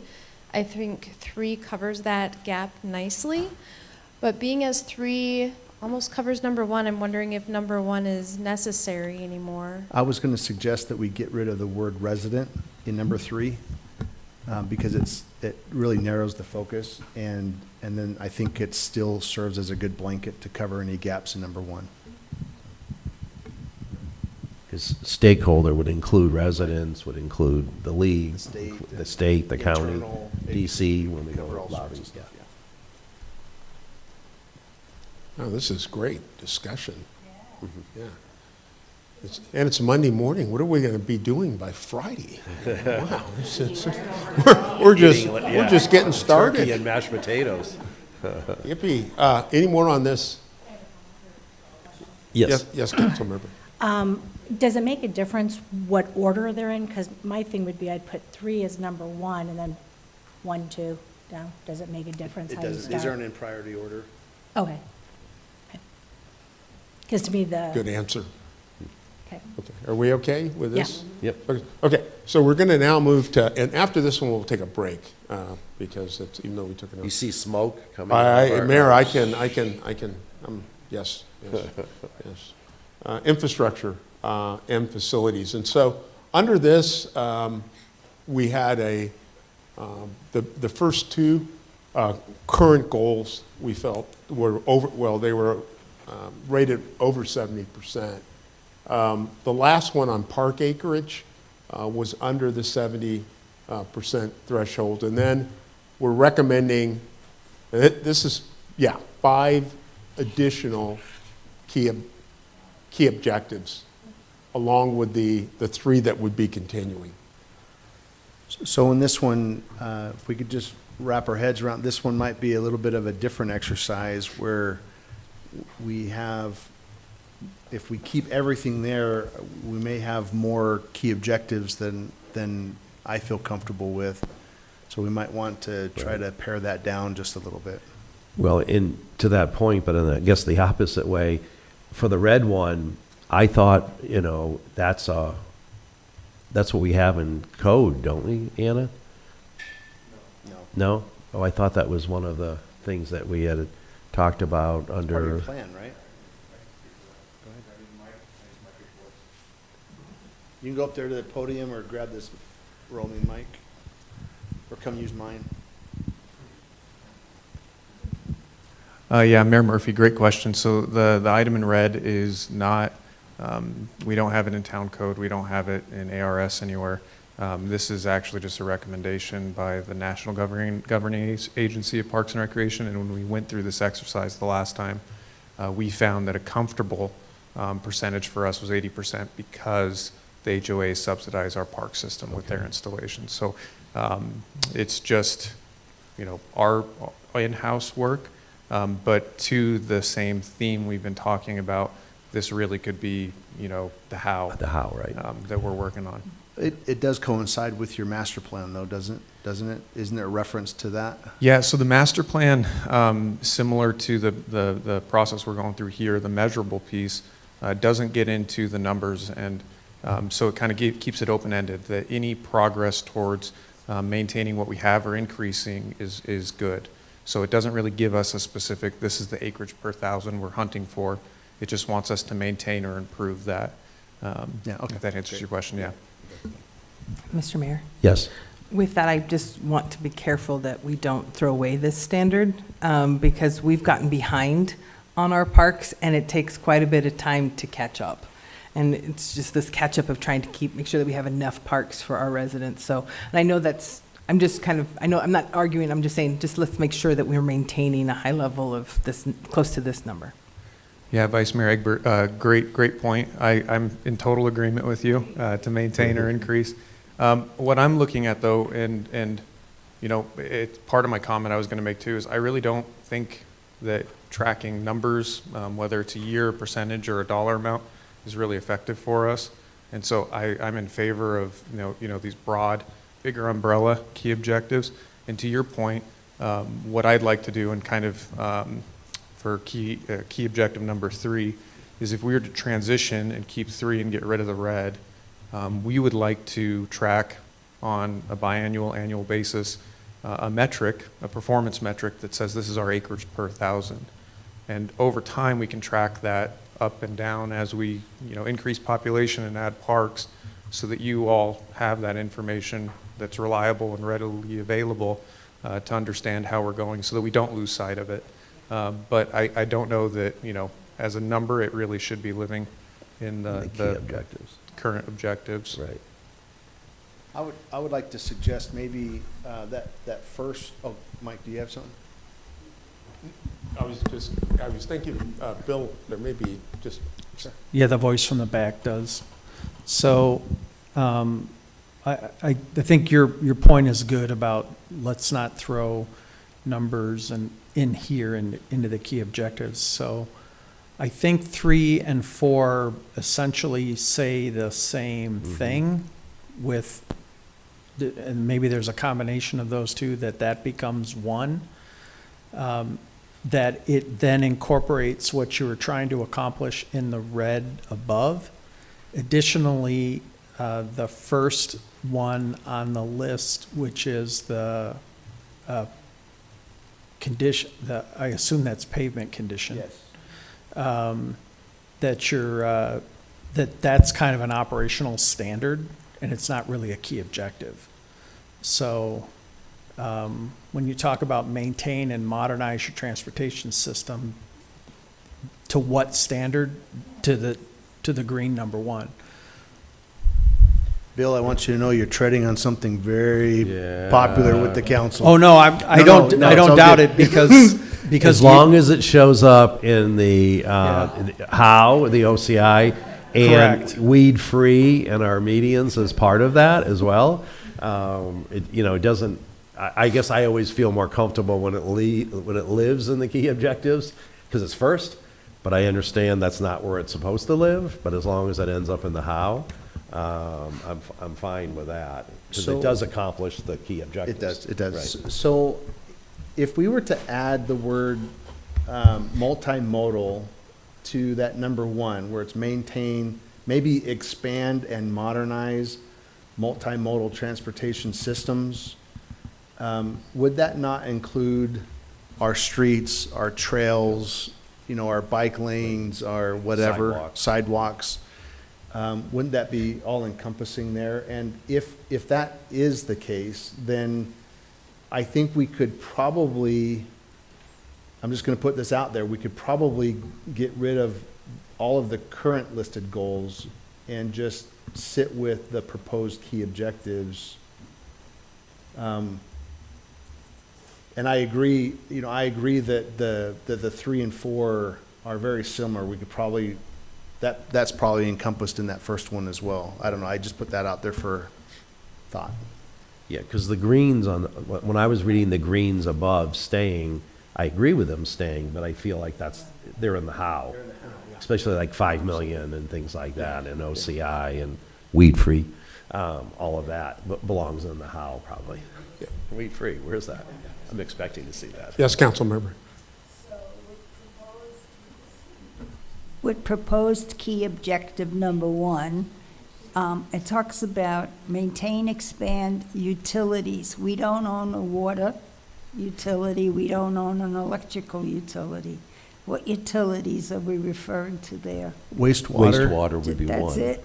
Wastewater. But wouldn't it mean also like working with Global, on water expansion? Our partnerships with Global and the other private utility groups doesn't mean that we have total control on that, but we can influence as a local government. And That implies honestly, that we're the wording implies that we own we one of those. we are a utility provider. Sometimes organizations, municipalities treat solid waste as a utility as well. So if you do that, and I do that in my mind, we own and operate 2 utilities, wastewater and solid waste. And we are at the table in partnerships and agreements with other utilities. So I think our sphere of influence is much broader than just what we actually own. Yeah. Okay. Yeah, I would agree, because the relationship we have in meetings that we have with TRICO and TEP, trying to keep them on the same page of where we're going and how we're developing, and Global, as we expand, our town boundaries, I think it's imperative that we work with them on all utilities, though we don't have control of all utilities. We certainly have influence on all utilities. Oh, and fibers, that's right. We have 2 fiber contracts. Okay. I guess I take issue with the word ensure systems are safe, because if we don't have control over our partners, if we have 2 utilities, but the water and the electricity, I mean, that implies, if I'm misreading it, then correct me, that we're responsible, or saying we're responsible for making sure that the electrical utilities are safe, reliable, and up to date and meet future demands. Well, it could be, I read it as both, because obviously we want to do that for our own utilities. Right. Yeah. But even like Waste Connections, it's a contract with them, but, we did ensure that the ears of the truck, the cameras on the truck, that even though we don't own the trucks and we don't own Waste Connections, Well, you We could do put, have you one. could put town in there, town systems. oh, Beth has a Oh, comment. sorry. Beth may have a solution. Well, I would like to offer that we actually have more power in that than you think we do. That, like if we noticed something that, on the electrical side that we feel is unsafe, and we've actually played this card before, where they have to come to us, like whenever they do work, for permits to do stuff in the right of way, and we've told them, until you correct this other thing that you did wrong, we're not going to issue you more permits. So we do actually have, a little bit of skin in that game of ensuring that things are, done correctly. And like I said, and we've played that hand before with some of the utilities where they've gone in and made a change or done something, and we're like, yeah, you didn't do that correct, and you need to fix it before we allow you to do anything else.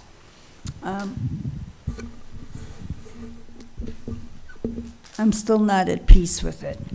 And here's where I'm coming from, and jump in if I'm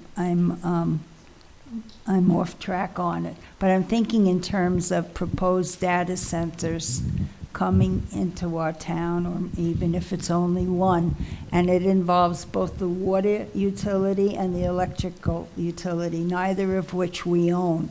So correct me if I'm wrong, but are we not reliant on whatever electrical company it might be, or water company might be, for them to do their own assessment of the application, to come and say, yeah, we can meet the demand, no problem, we've got this, and we accept it at face value? This, I mean, am I wrong in that? Sorry, you're explaining the process, I think, pretty clearly. We would have to rely on that private utility to say, yes, we can serve that user and do so in a way that does not jeopardize our current level of And service. that language implies something different in my mind. It says ensure systems are safe, reliable, up to date, and Honestly- meet future demands. Honestly, I would propose that we get rid of some language in number 1 where we just talk about that they meet future demands. They get rid of the safety side of it. Well, to Councilmember Perillo's comment, that on our end, when that kind of, if say that kind of development came in, that Anna's group should be asking for those, will serve letters from Trico or TEP or from the water company, so that we have something on record saying, hey, we did our due diligence.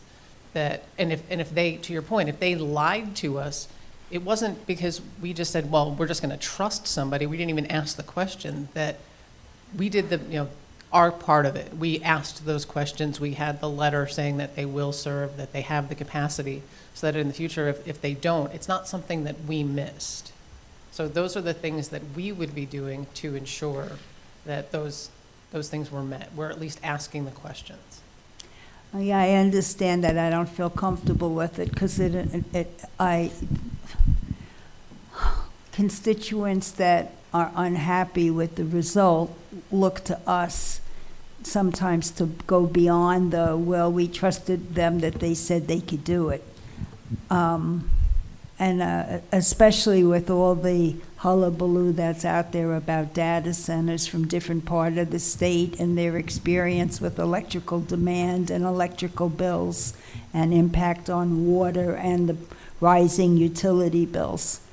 So it implies a lot of trust in the individual utility company to do a viable, wonderful assessment of the need. And, you know, trust but verify. I feel a little uneasy because of all the negative things I've been hearing about from different communities throughout the state with data center experiences.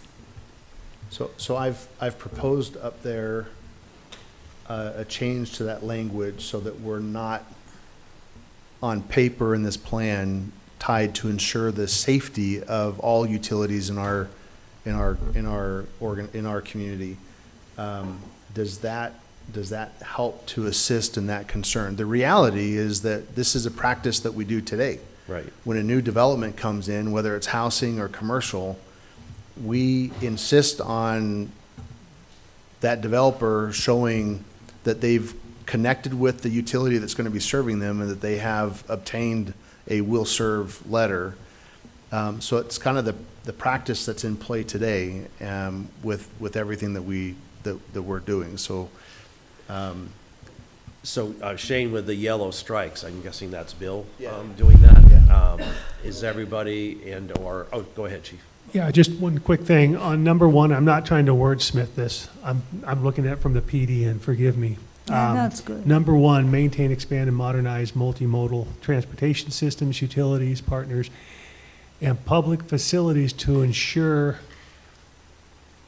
we're missing something there. I think it's services and systems, or services to meet future demands. But a lot of what we do is we provide a service. So that was my take on it.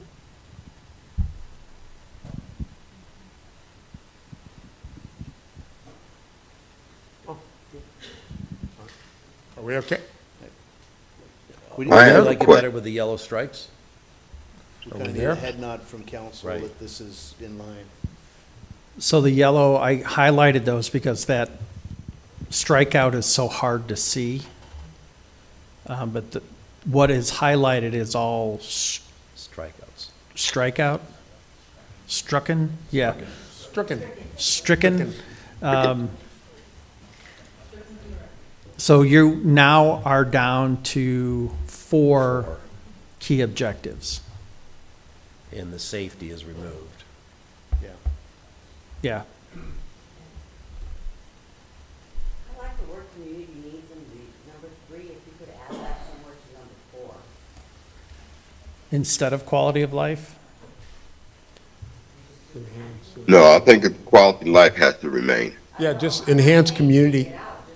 You want to add, so like enhance community needs Community needs and and quality of life. Yeah, Just yeah. enhance community needs, quality of life. Bill, I think we're there. Number 3, the recreational part is Yes. number 4. Yeah. So we're getting rid of number 3, but I like the word community. And quality of life. There we go. Because that's a little different than quality of life. Mayor and council, so I actually would recommend that we keep 3 and remove 4 because this is infrastructure and facilities. Expand parks, trail networks, and recreation amenities aligned with community needs. Because when we're talking about infrastructure and facilities, I was actually talking with Jody, and I'm realizing now that this is not talking about programs. This is really the hard assets. So I'd actually recommend keeping 3, and to Councilmember Morales' point, after community needs, bring in the quality of life. Devin, if we did that, and I don't object to that at all, but if we did that, I would advocate that we get rid of trail networks because that's included in multimodal transportation systems. Yeah, I up don't at the top. disagree with you on that. So- Yeah, Right. that's the The how. how, the how. Oh, no, I get Okay. So we've expanded 3 We've Yeah. actually, and getting rid of 4. Yeah, get rid of 4, and we've modified 3. 3 to include quality of To include life. quality of life, and we're gonna get rid of trail networks. Which Oh, we already did. Okay. Okay. So are we there? Well, I was wondering, forward population growth. Isn't that in community needs? As the community grows, we're gonna need it. Are we there? Are we there? Yep. If you want to change facilities in number 3 to amenities, We're getting rid of number 3. Oh,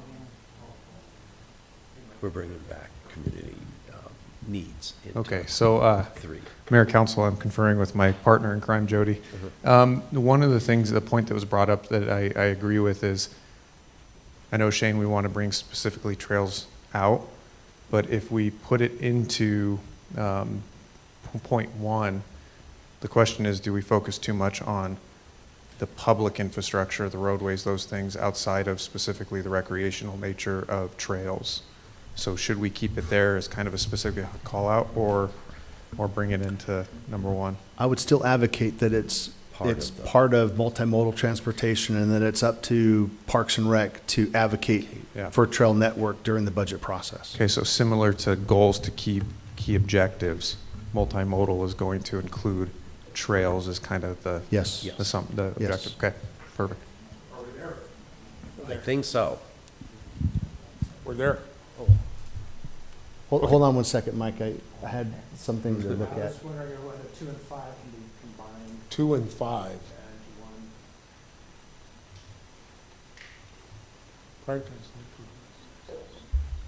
Yeah. Well, what does Yeah, it really 5, can. what does 5 not have that 2 does? If we just got rid of 2, did we lose anything? Yeah, I see what you're. Because it seems like 5, You could change planning with, prioritize and get rid of your double gearing. because I see all of 2 Planning actually is in correct, 5. Craig. It is planning, not prioritize. But to prioritize, don't you plan? One thing is sustainability. You need to. Or you could Planning, add, just management, add strengthen sustain- planning, and prioritize, sustainability. and management, or management. The only, I would agree with that. You could bring prioritize down into 5. prioritize, strengthen, Strengthen the planning and management of town-owned assets. prioritize, strengthen, And strengthen. And strengthen. and strengthen The planning. The planning the planning, and management management. of town-owned assets. I would add sustainability in there. So say it's the strengthen, Bill. Prioritize, strengthen, the planning, planning, management, and whether or not you want to add sustainability in. I mean, I take that as if we're doing all those first things, I Then we think know. that's a given, Okay, personally. okay, then we're there. We can get rid of number 2. We can get rid of number 2. Are we there? Council? Well, staff? So why don't we take 10 minutes, Mayor? Yeah, absolutely. Okay? And then we'll get into community well-being. So 45? Come back at 45? Yes, yes, sir. 45, not 45 minutes. 10:45.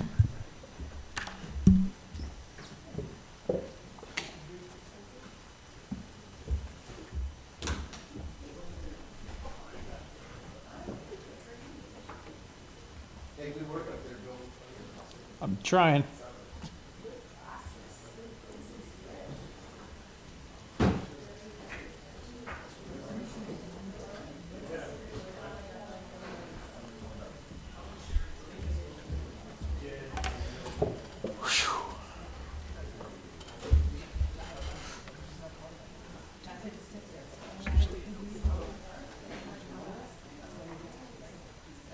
Yeah, I figured we were working all day. And too late to cancel the hotel.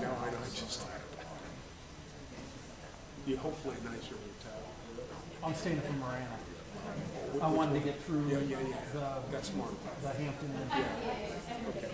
I wanted to get through the Tucson traffic. Yep, yep. So that when I left in the morning, it was just a battle. Yeah, there's Hampton Inn up there.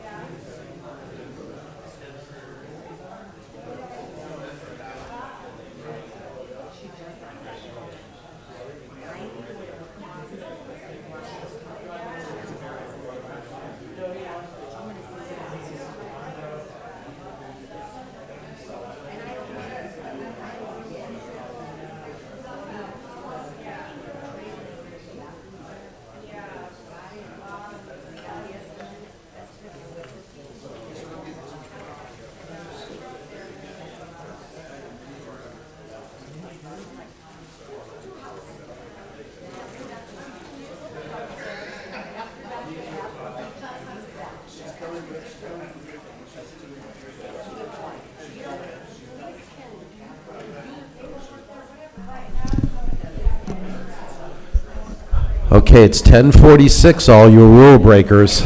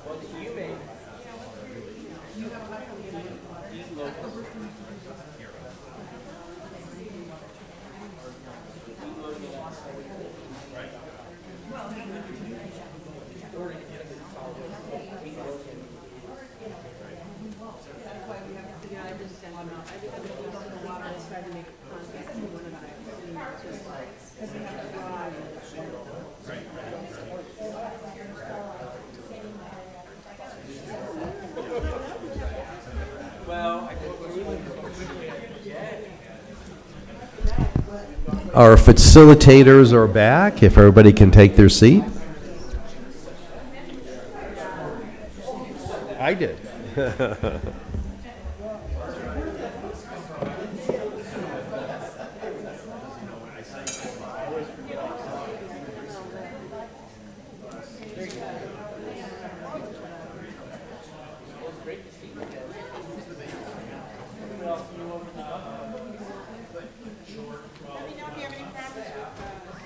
That wasn't good.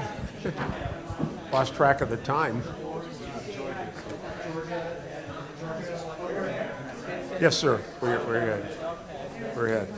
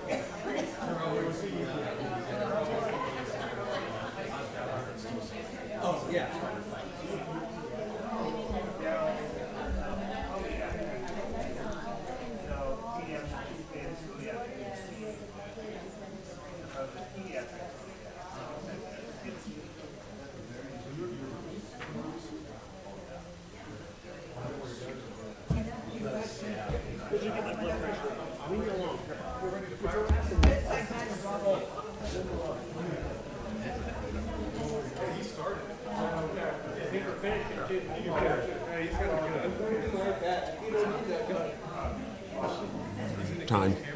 Yeah, appreciate it. I normally don't do that. So, okay, we, Beth.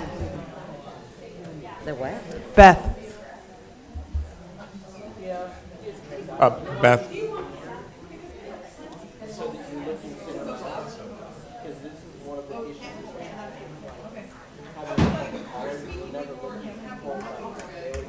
Okay. So, Everybody return back to their seats, please. everybody, so, we are now on community well-being, which is, that's a great, after infrastructure, well-being, we feel much better. It's interesting, I always tell my graduate students that in the, we have our priorities, nothing against public safety, very, very important. Infrastructure is really important, but as we get deeper into the 21st century, this community well-being is going to be really huge. People's connectivity with one another, really, really important. So the goals in this area, your current goals, not key objectives, were all over 70%. So the question becomes if you want to keep them, because one, again, the question becomes what ones are operational, maybe too specific, versus, again, where we've been, direction we're going in with the key objectives is to be more broad, more global, having the net a little bit wider.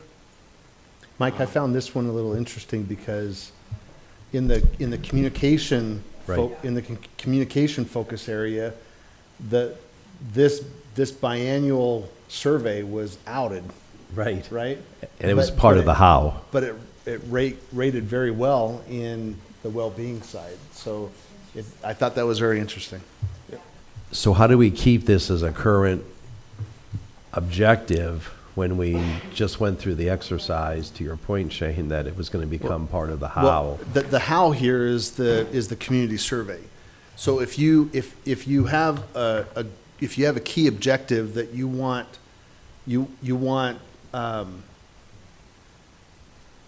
the residents, how do I say this? You want the residents feeling good about living here in Sahuarita. Right. And, we would have to determine how best to measure that, right? So we would have to come back and say, part of our outreach and engagement would be this survey, that's the how. But you want as a council on well-being, you want to ensure that residents, a high percentage of our residents, enjoy quality of life here in the community. Right, but I'm kind of where Bill's going with striking those, because the green meant that it surveyed above 70%. It didn't necessarily mean we were keeping it. Well, just because we have, I mean, there could have been a red one there that we kept in there. Right. Right, so this is our opportunity to just check and double check the key outcomes that we end up leaving in the strategic plan or Right. including in the strategic But plan. it makes sense that we're striking it, I would think, because here we're saying we're requiring a biannual community survey. And that we failed struck, in the and one- it yeah. failed in the other one. So I think concentrating on the new proposed key objectives is probably,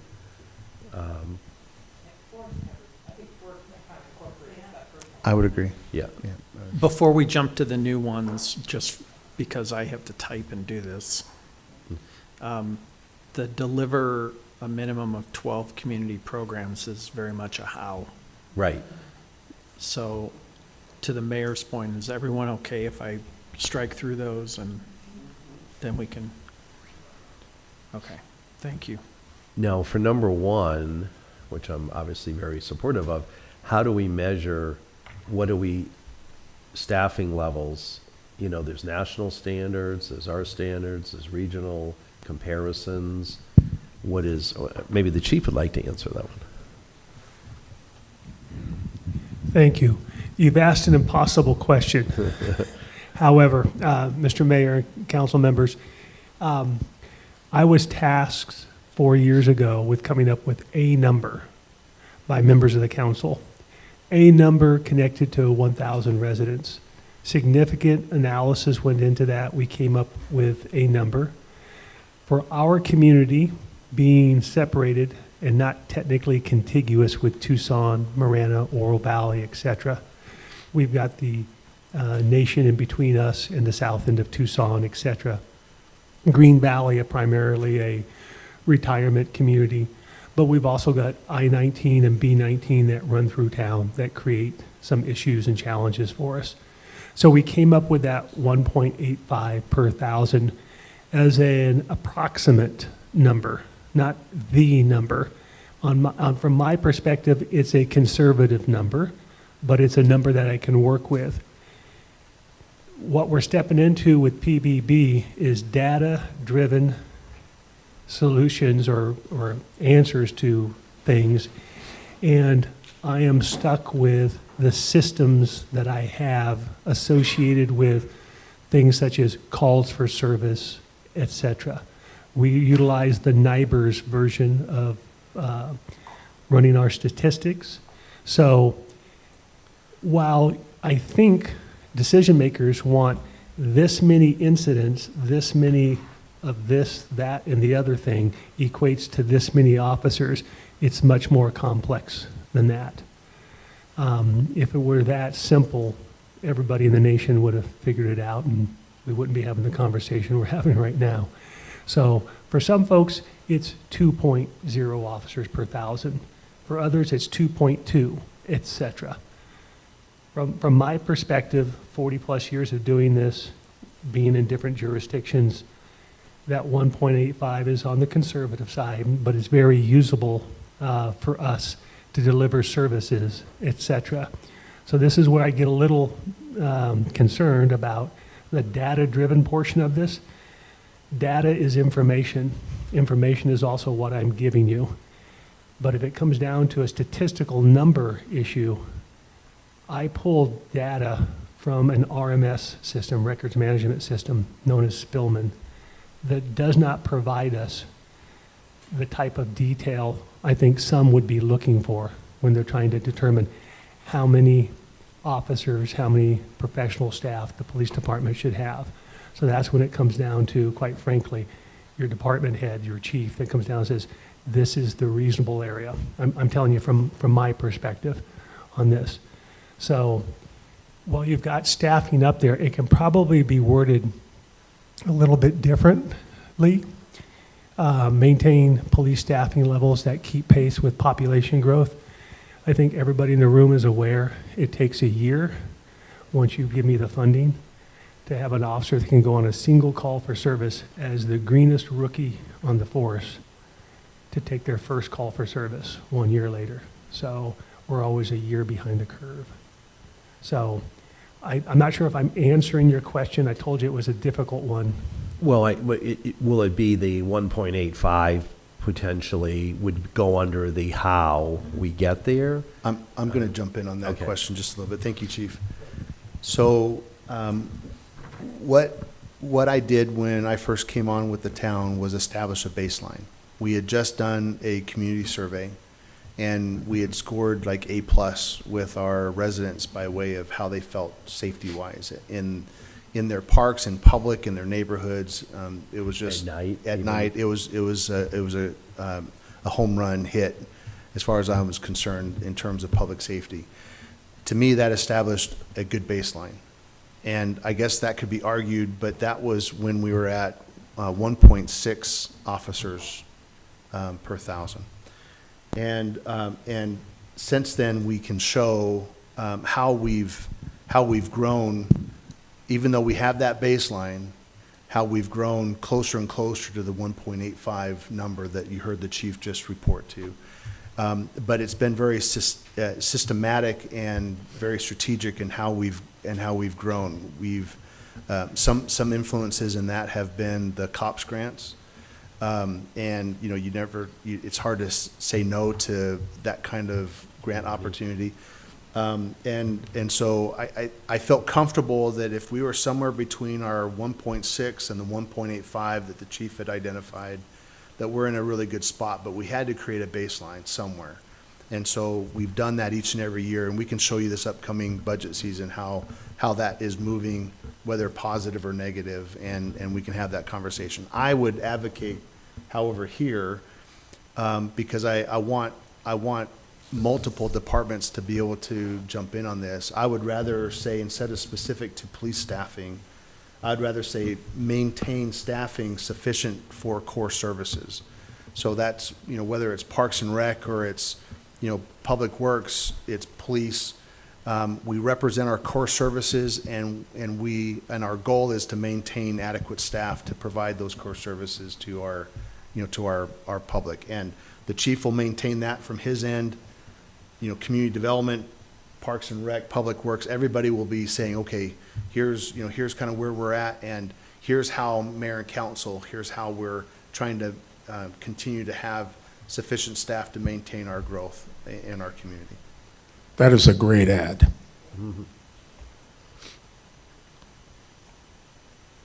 So maintain staffing levels for core services to keep pace with population growth. And that could be flexible over time, right? Because it might be police, you know, because if there's evidence of the types of crimes that are increasing, right? The higher level types of crimes. It might be police one year, it might be Public Works or Park and Rec another year. Well, When we bring on new parks, for instance. You would we'll see need if, more yeah, people. Mayor, if you would see over the last 4 years, every time we have a budget cycle, you know, there's an increase in staff for a number of the departments because they've been able to articulate the demand that growth is placing on their departments. Right. Yeah. Thanks, Shane. I appreciate that ad. I was looking at these objectives, and the concept of community well-being is directly tied into the work that we do in community development with building safety, planning and zoning, code enforcement, but I didn't see any of that directly referenced in the key objectives. I think that change to number 1 helps out with that. I'm wondering on number 2 if we can broaden the community cleanliness and litter prevention to be a little more encompassing of the whole code enforcement process as well as those community-driven initiatives. What would the language look like for that in your mind? I think Bill's getting there. Perhaps it's not so focused on litter prevention. Perhaps it's more focused on community cleanliness and initiatives supported by our town code kind of thing. Because that could be more encompassing on Could be- blighted properties. could be, all yeah. of And that. your median. Yeah. The And my median. I was like, the mayor's gonna love Thank that. you. You're welcome. I appreciate it. Number 2, as it was initially Okay, written. Shane? Did somebody say something? Yeah, that Ed Lytle is just, Oh, okay. can we let Ed go you wanted to first? say something? Okay, going back to proposed key objectives, I think the staffing at the police force is legitimate, but I think it needs to be increased. Simply because most of what I hear throughout the community is the lack of just a lack of patrol for traffic.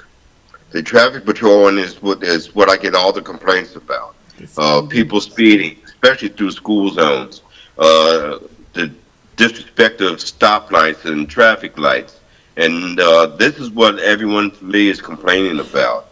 So it seems that we need more police staff to cover these areas. Because I know they're breaking their butts right now.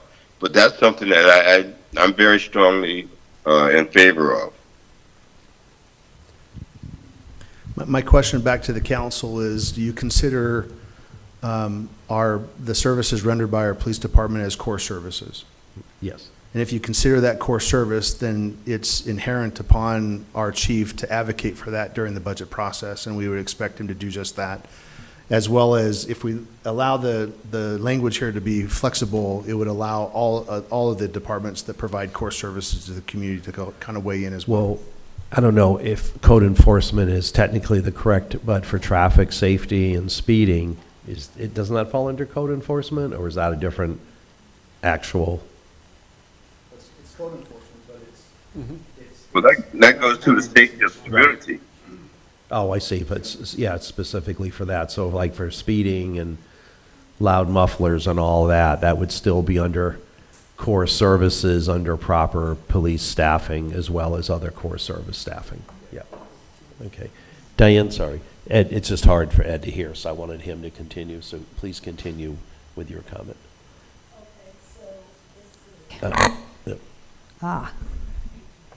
So number 2, the way it was originally worded, I believe came from my response to the survey. And my objective was to speak to that issue of weaving that I came up with before from the CivicCraft program. How does our community develop a consciousness change, a shift in consciousness where there is community buy-in to ownership of having a clean community, that is a shared community value, and it's not just the responsibility of ADOT to clean up the highway. But how do we as a community engender a whole shift in our consciousness that is something that we aspire to? Kind of like the difference between, Shane, you were just in Japan, right? Yeah. And your experience of being in Japan, you couldn't find litter anywhere. Yeah. Because it's in their culture, it's in their mindset that is just not acceptable. And I was remembering as a kid, those signs from Smokey prevents forest fires. Only you can prevent a forest fire. And you'd see the Smokey the Bear sign, and he'd be shaking his finger at you. And I know as a kid there were signs along the highway that would just jiggle your mind about clean, don't litter.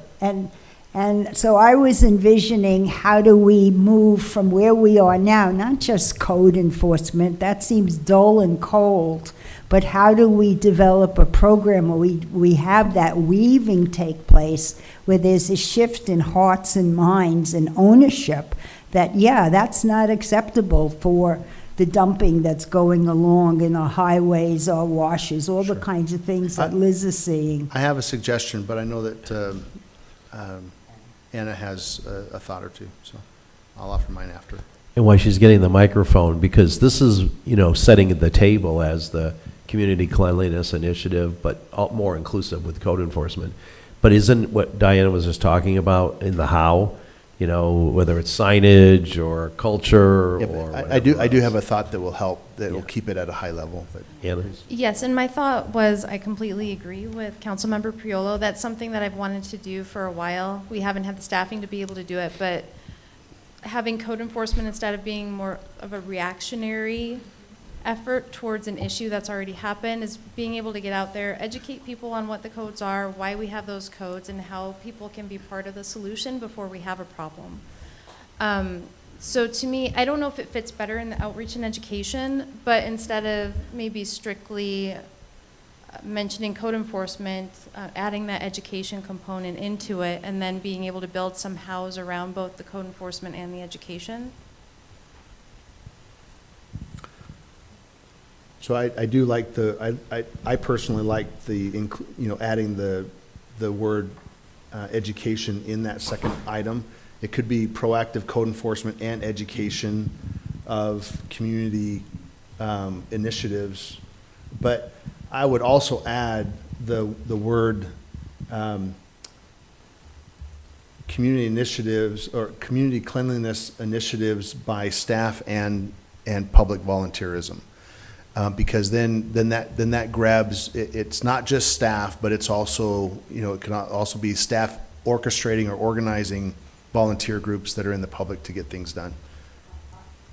It is involving all of us, including the businesses, the entire community, how to change hearts, minds, and mindsets so that littering is just something that is not part of us, and that we keep Sahuarita beautiful, and we have pride in it. I agree wholeheartedly. My sensitivity to the suggested language originally was that it was just too finely focused on litter. Right. And so if it's more broadly stated in terms of cleanliness for our community through code enforcement, volunteerism, and education, I think that helps us get there. And the hows can be through Parks and Rec, can be through code enforcement, Public Works, town-driven stuff. Team. Okay. Yeah. Excellent. Yep.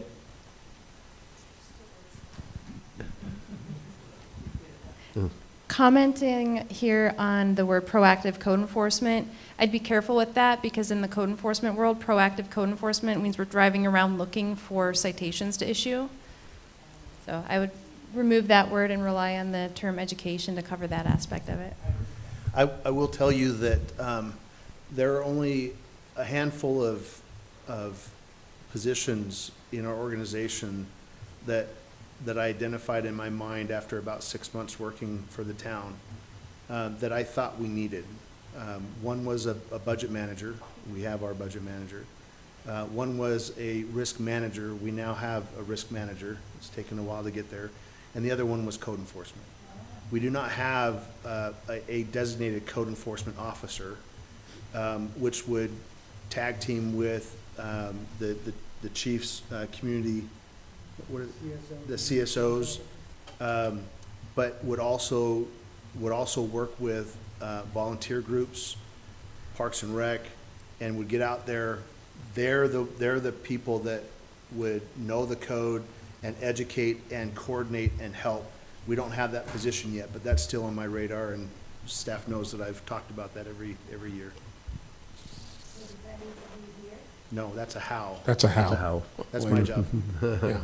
But this is this is a very pertinent subject because I know one community I was in is, I call it the windshield test. You ride into it, you drive into the community, and the first thing is, how are things maintained? Right. Your landscaping. And it sounds simple, litter, things like that. It sends a whole message. And so it is, it's important to focus on that.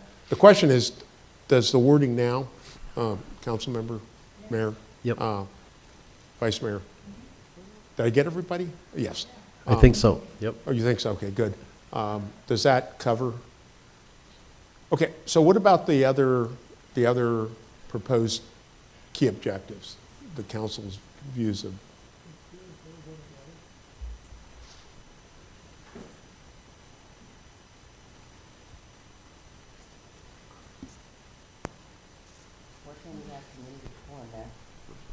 That's a how. Is number 3 covered by number 4? Yeah, that's what I was thinking too. Number 3 by, I think 4 covers number 3. Yeah, if we have, accessible wait, for we all have a residents. counterpoint here. This is great. I'm getting my exercise. How many steps? Let me check. You getting there? Mayor and council, I think you could combine 3 and 4. Just be aware that 3 is more for the programmatic effort. So things like Camp Saurita, after-school programs, our leagues, where number 4 is more geared towards the amenities. Can't we just to be roll turned. in So programs to 4? We could, yeah. Because we already have a list of public amenities, Yeah. parks, just. Well, yeah. Yeah, so I think to your point, Mr. Mayor, just including programs as a specific line with all the same tagging after the fact, so ensuring programs and public amenities.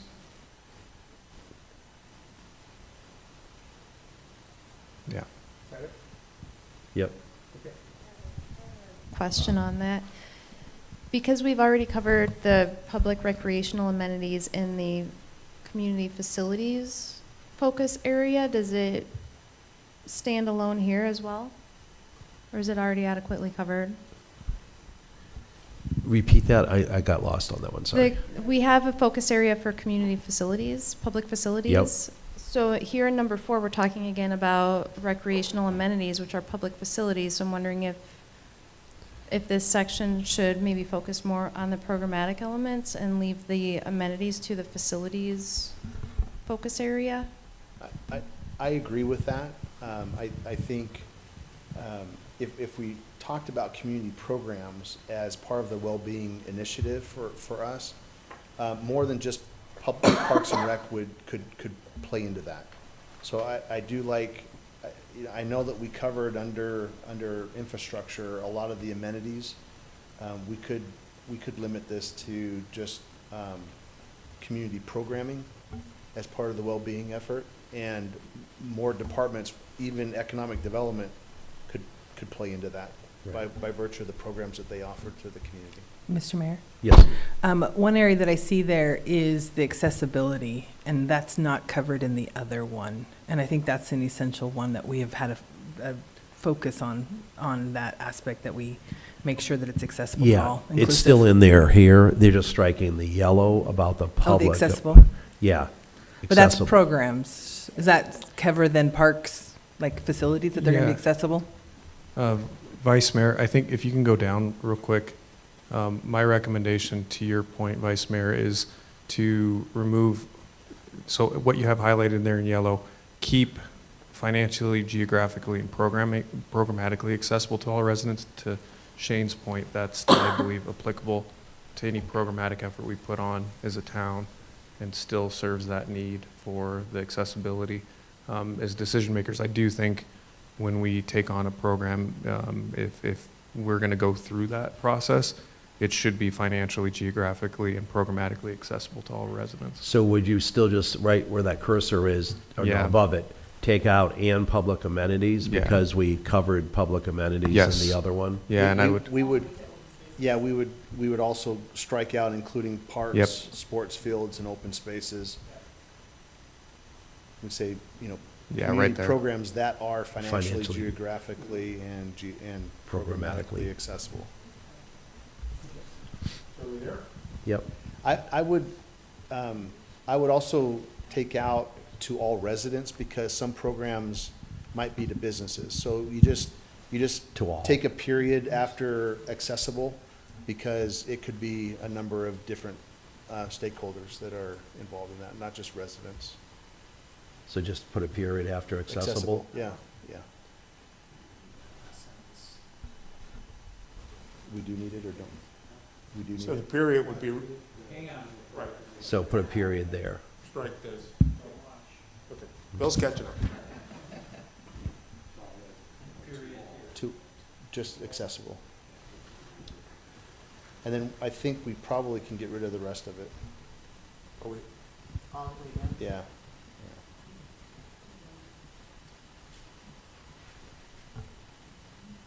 Okay.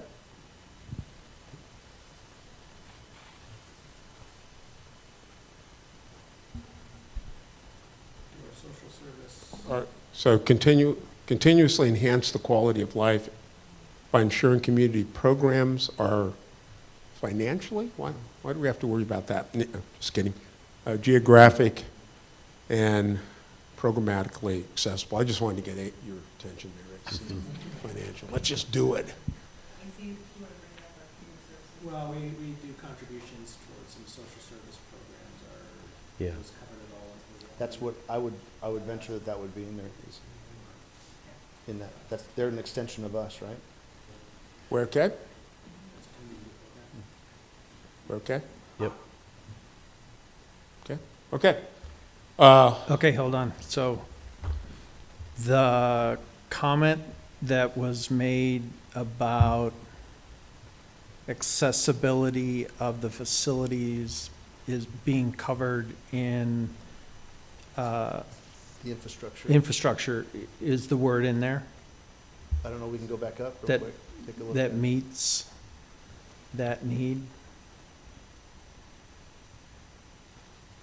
Because we talk about expand parks and rec aligned with community need. Now, you could draw a dotted line to that. Expand Parks and Rec. I don't know how big of a deal that is in your community. Yeah. Okay.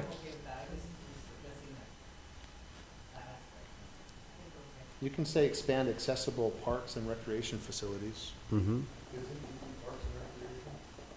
Yeah, shouldn't all your facilities be accessible? In other Wh- words, if it's not specific parks and rec, it could be just expand facilities,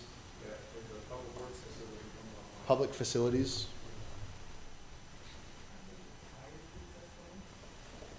mean, there's requirement pieces, but I think there's also pieces beyond the requirements that we look at when we're putting together. So like, for example. Parks, yes, Yeah. but I'm talking about buildings, isn't there, very specific. But I think buildings fall in the same category, so a door, for example, Okay. according to ADA requirements, has a weight threshold to open, doesn't mean you have to put a button on it. When you see a button, that's a bit above and beyond. Does it matter if you say accessible facilities or expand public facilities that are accessible and aligned? Because when we say accessible facilities, we get all of a sudden into the ADA side of it. But if we say facilities that are accessible, it means that people can, it's not just an ADA thing, it's everybody can participate in it. You know what I mean? It has a different connotation to it. I also like that idea because it Expands you can't the- use this building, like this room, Right. to the community. That This is a good example. Yeah, that this is accessible to them. When we buy something or we build something, it's multi-use, you know, in terms of purpose. So we're doing this. Expand public facilities that are accessible and aligned with community needs. Holy cow. Mhm. So stick public there. And then after facilities, yep. That are accessible accessible. and aligned. I think, And the line? and aligned. Yeah. Yeah, I know. That's Anna's thing. I run my sentences and she Me helps too, me. yeah. I'm the same way. And enhanced quality of life can be also all-inclusive in its context as well, right? Are we on that one? Are we there? Thanks for taking us back up there, Bill. I think that was important. Sure. Okay, so then the second, and this is going to sound funny, and I don't mean it to be, but do you have any services that aren't core? We may, through the priority-based budget process, we may find that we have some. But we Well, still. Will want you them. continue to fund them then? It may or may not. Right. So what I'm driving, this is the conversation about essential workers have to, non-essential workers can stay home. So that means you employ non-essential people. And so, I mean, I don't mean to be funny, but so do you really need to say core services? See, I see that as if we were to have a downturn in the economy or something, we may not maintain the staffing of non-core services. Not saying that we would fire or furlough them, but Yeah. that's why I'm like, core services will be, we won't go beyond that. So I see a difference in those two. I don't want to allow the wrong impression of priority-based budgeting. A lot of times, the push against implementing priority-based budgeting is, oh, this could lead to people getting let go. But what I am suggesting, I don't agree to that. I don't philosophically subscribe to that. When I push, let's put priority-based budgeting in play. But I will suggest that there is a real potential for us going through in future years, the priority-based budget exercise and realizing that we have resources going to services that aren't mandated and are really not in line with our community values. And it's not that those resources are going to get cut and X'd, it's that we may reallocate those resources to someplace else to support programs and efforts that are more strongly aligned with our values. So I think there is a case for core. For core. Okay. Yeah. I just want to challenge the concept, and if you're comfortable there, great. And if you're not, then Well, we've had a what great does the group discussion, think? but. I think there are clearly core things. The court has to run. The manager's office has to run. So there are, I'm just thinking too, He's blowing Yeah.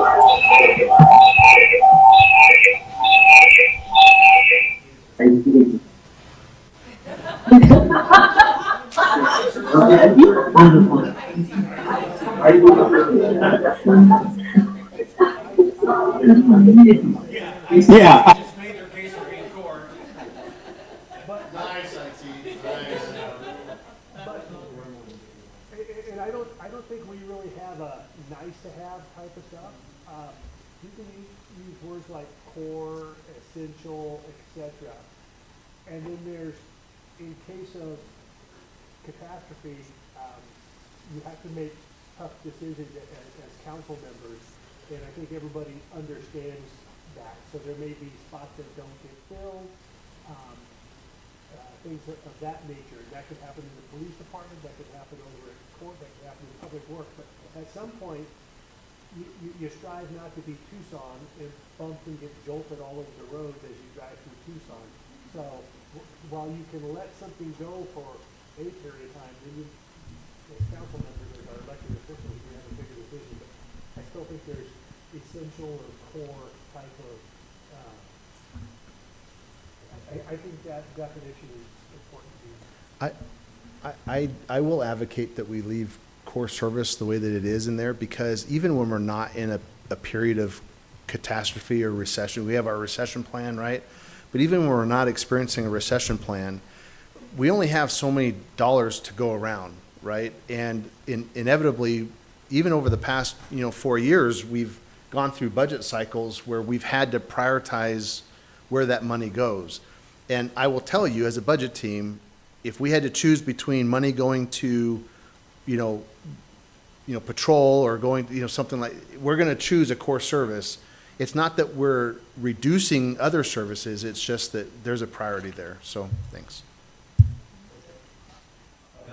So I'm going to ask the same question that I asked previously about communication, that does programs capture enough of our internal facing? Does it need to be like programs and services so that we capture like the clerk's office and the things that they offer, like the services that, business licensing, notaries, things like that, so that we don't have two focus areas that all our internal focus departments can't participate in?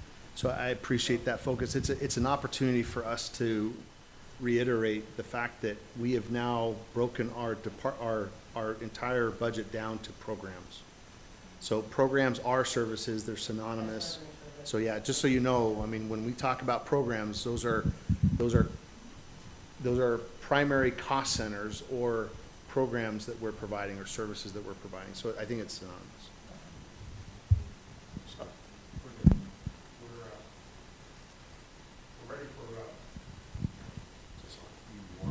That's me. Are we ready for a high performance organization? Okay, good.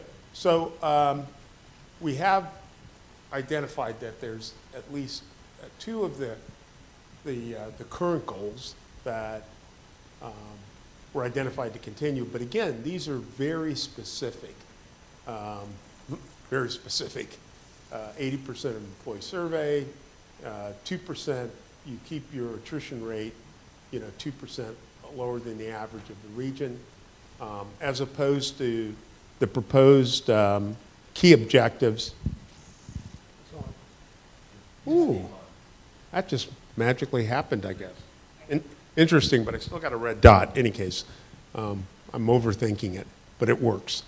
Proposed key objectives that are more generic, and so turning it back, Mayor, Council, Vice Mayor, and staff, what do you want to do? I think let's start with at least the current ones, and they seem to be pretty consistent with ones that have been eliminated prior to this. I still think, those go under the how, because when I was reading number 4, I just wanted to make sure that the things on top landed somewhere in the bottom, and the high levels of job satisfaction and engagement, ensuring consistent investment in professional development. So I think 4 overarching included everything on the top, but also could be added in the how portion of it later on. Just not forget about the top landing in the how. portion, just like the other categories. That make sense?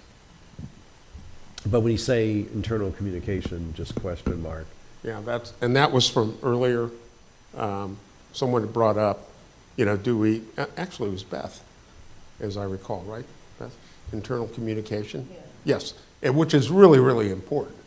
But do you not get that with achieving high levels of job satisfaction and engagement?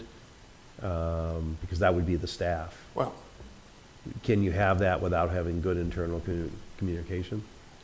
I just noted that in there so we didn't forget about it. You're good, you're good? Okay. I think we would have to have strong internal communications To have the. in order to achieve number 4. Yes, that's what I thought too. Yeah, So you're thinking you're okay with 4? I think we don't need 5. You don't need 5, okay. And I just wanted to, I know that attrition has been kind of an ongoing conversation with council during our budget discussions. But, we've got, these different numbers to throw out there. You had an exercise, what was it?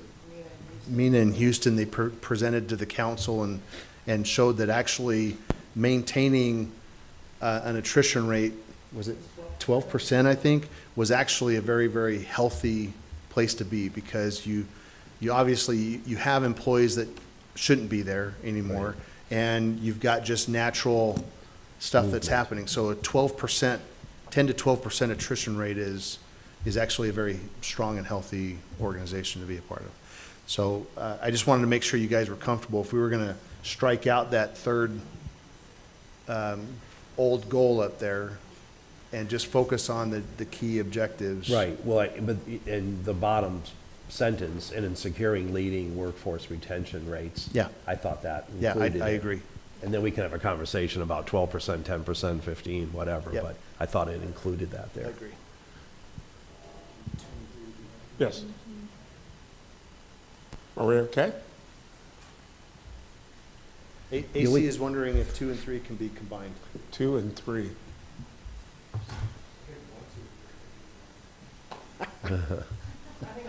Well, that would be, that's to Shane's run-on sentence. If we took 3 sentences and turned it into one, I mean, can we do 1, 2, and 3 over 2 sentences? Is one focused on one more and then? Say that again, Devin?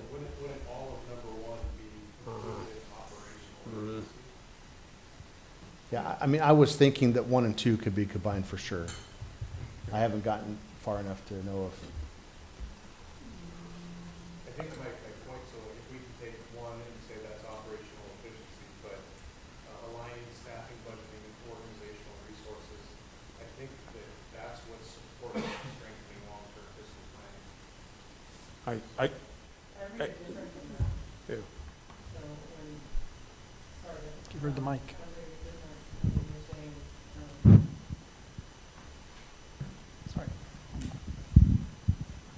That the one is to improve service delivery, where the other one is basically like, and I'm going to go back to like level of service, and not that this is the level of service we're providing, but the one is providing like a level of service C. And then improving service delivery is finding ways to like do better than level of service C. At least that's the way I was reading it. So. I would, just as an advocate for item 1, yeah, okay. This is. I remember actually it was Sedona.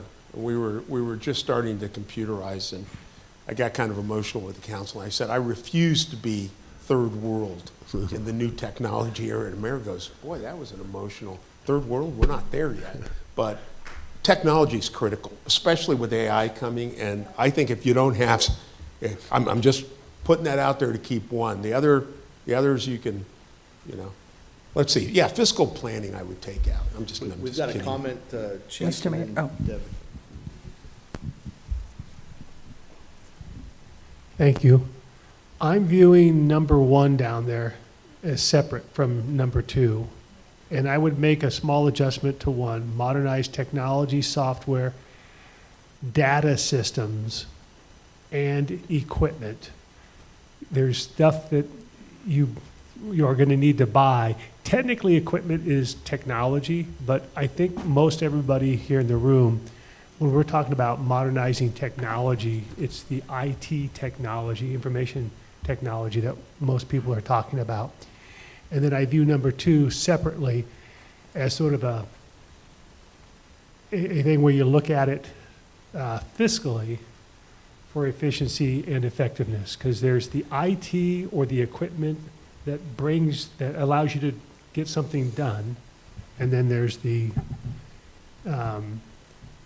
fiscal end of that, where you make a decision. I see them separately. I do too, Chief. Yeah, so I'm on the fence. I could go either way. The point I wanted to make, though, is I believe IT is going through a master planning effort currently. And so if that's going to be, our vessel to continue to improve and modernize our technology, software, the gambit, does that need to be called out specifically, or does that live in another, overarching goal or key objective that can touch all areas of our organization? Well, that would be modernized technology, I think, wouldn't it? I guess my point is, do we need to call that out specifically if we're, similar to Parks Recreation Open Space Master Plan? There's some high-arching key objectives that cover us, but I'm on the fence. One of the things, I know Beth has a comment, but while the mic's traveling to her, I'll make this comment. One of the things that I didn't do on the front end of this, because I did it in '23 when we had our original stab at a redo of this strategic plan, was to talk about how we view our focus areas versus the goals now, key objectives. Focus areas should weather the test of time. They shouldn't really change between councils. When councils change, when the managers change and department heads change, your focus areas really are these true pillars in the community, and they really withstand the test of time. The key objectives, on the other hand, though, are really meant to have a bit of a life to them, where they ebb and flow. They can change annually. They can change every couple of years. They're really meant to reflect the ongoing needs of the community. So that said, I know that we are on the cusp of some pretty revolutionary type changes in our technology. And we've been that way for a long time, but with the introduction of AI, I want you to know that I have found myself, the last couple of professional conferences that I've been to, I have found myself completely drawn to any session that I could find as it relates to AI. AI in geospace, AI in whatever. I mean, I'm just drawn to it. And I've always had a bit of a passion and love for technology, but I know in my heart of hearts that as an organization, if we're not on the front end of that, I'm not talking about being the tip of the spear, but if we're not on the front end of that, then we're going to be playing catch up in a bad and difficult way. And so I don't want to do it. I want to be smart. I want to be strategic. I want to be thoughtful about how we introduce AI. But I'm saying all of this because while we probably could couch a lot of this in just a 1 or 2 sentence, I really appreciate calling some of this stuff out, because it helps me in my focus as an organization and how we bring AI to the front. And we all have to remember, so I was at a session at the NLC conference in Salt Lake last week, and there's the very last session, and it was on data centers. And there was somebody at my table, a lady that was, somebody talked about, data center coming in, and she was audibly frustrated that anybody would allow a data center to come in.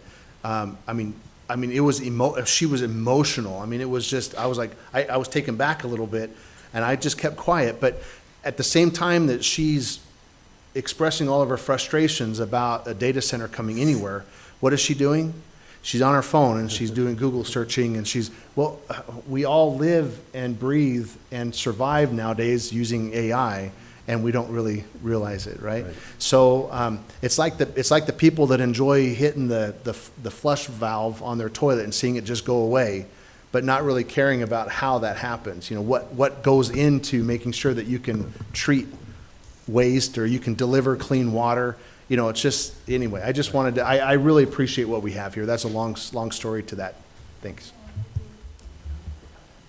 So, and I was just really going to quickly, even though it's already in there, second the chief's request for the equipment, because I think that again, includes more folks, because it could even be something like in Park and Rec, that we have a guy out there with a push mower, and, you know, this is the argument for going to like a zero-turn mower, that it improves, you know, our operational efficiency. So that's all I wanted to offer. If you don't have the tools, how do you deliver the services? And to stay focused on that, you know, whether it's body-worn cameras or a mower or whatever it might be. Tools are important. They are. Yeah, tools. I think we're good. Well, I think we're good. Wait, wait. Oh.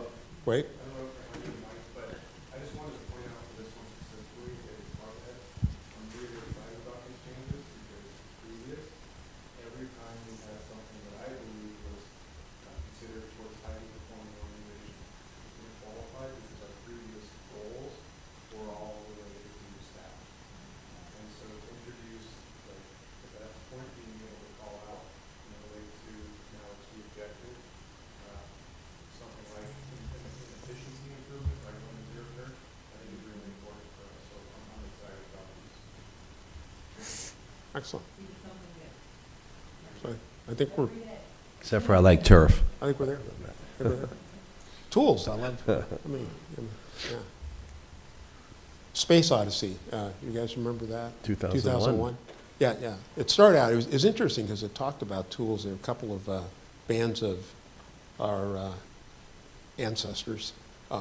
One got shooed away from a watering hole, and they then discovered they had they were in a boneyard, and one of them picked up a bone. You remember that? Picked it up and smashed a skull. And he decided to go back to the watering hole with the bone. He had a tool that the other ones didn't have, and it didn't turn out. It wasn't a good day for the other band. Right. So tools are really important. And today, you guys, this is a great tool. You appreciate you staying with us and appreciate being invited down. Known Shane forever since I've come to the state. And we appreciate, and I'll turn it over to Bill. Well, my usual question is, what did we miss before we celebrate the end? Thanks, Bill. I was going to ask the same thing. Yeah. Hole somewhere in there. Yeah, I mean, That's a there's- how. There's always something in there that we've missed. A kid, Jeff. If I can just allow us to pause maybe uncomfortably on that question, is there anything in your minds as our governing board that isn't here by way of a key objective in support of one of our 5 focus areas? Remember, it's the why and the what. The how is something outside of this exercise. Is there anything that we're missing as our governing board? Can't think of anything, but. Bill, can you scroll us up to the top, the first focus area? You want to do that, but I got a quick review?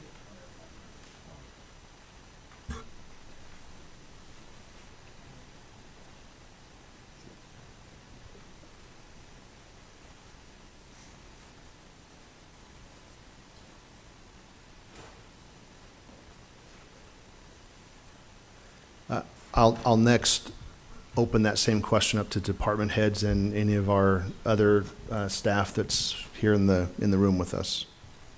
So, first the council. Why they're thinking, I see, Devin had a hand up, if you wanted to. No? Well, no, but they're thinking. So I had one that I was curious about, and I think it would land with highly performing organization, customer service. So I don't know that we call it out specifically anywhere, but I put a recommendation in.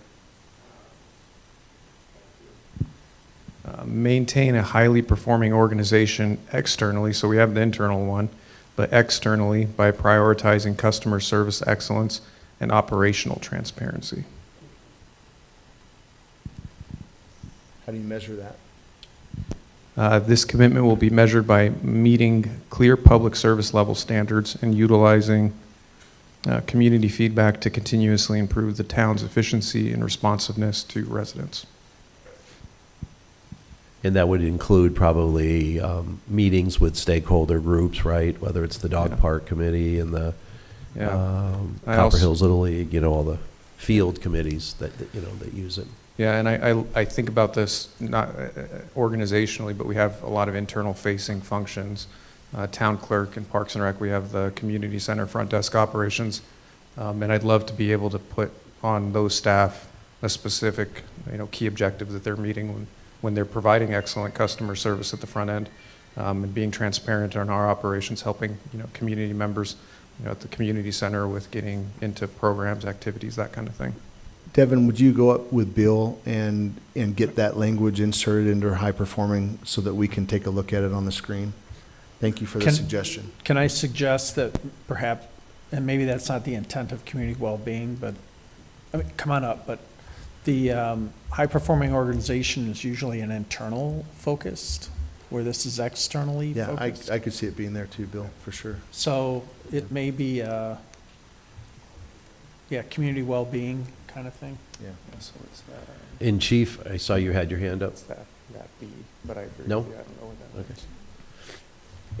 Any thoughts? Any comments there by way of feedback? Take Mike's out for a minute. That's right. Get your steps in there. I'm getting some now. We good? Going good? Is that E on here? Yeah. Council, any other additional thoughts? Now, remember, we have budget retreats. This is the overarching.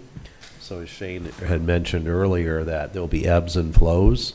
So this is the overarching, but we'll have other discussions as budget priorities and things happen with our stakeholders in our community. Mr. Mayor? Yes. I like that it's under well-being because 4 is connected to 1.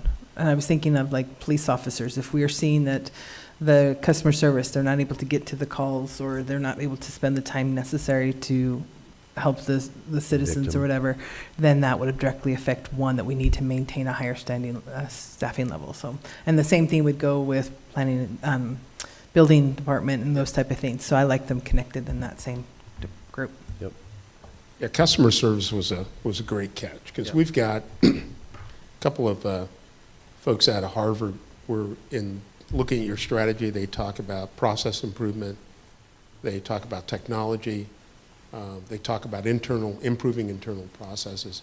But then customer service is the fourth piece of their, what they call the balanced scorecard, which is a international standard for strategic planning. So that was a good catch. Yeah. Thank you, Devin. Thanks for the pause, Bill. On that. Anna has something over there. I had a question on the placemaking and economic expansion. Once you're done typing, if you don't mind scrolling up there. But I'm wondering if there was anything in there that had to do with community design and ensuring that we maintain our high level of community design. It's one of the things we hear quite often from people when they come down to Sahuarita is that it's beautiful. So we want to make sure that when we're implementing all of these other objectives, that we don't throw the baby out with the bathwater.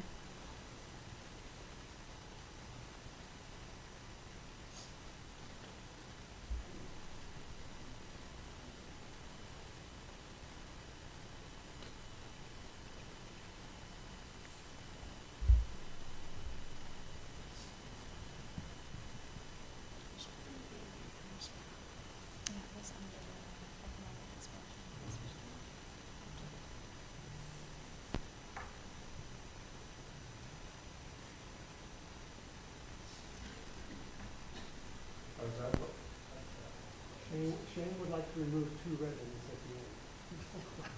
New residents? 2 residents. I just typed this again. Yeah, maybe. I guess my one question for this item is, does it cover us internally and externally? If you- Do you have something Well, if you put a period after responsiveness and take out to residents, that would include everybody. I'm sorry, I did not hear that. After responsiveness, just put a period and take out to residents, because community feedback continuously improve the town's efficiency and responsiveness, because that would be residents, internal, in my mind, everybody.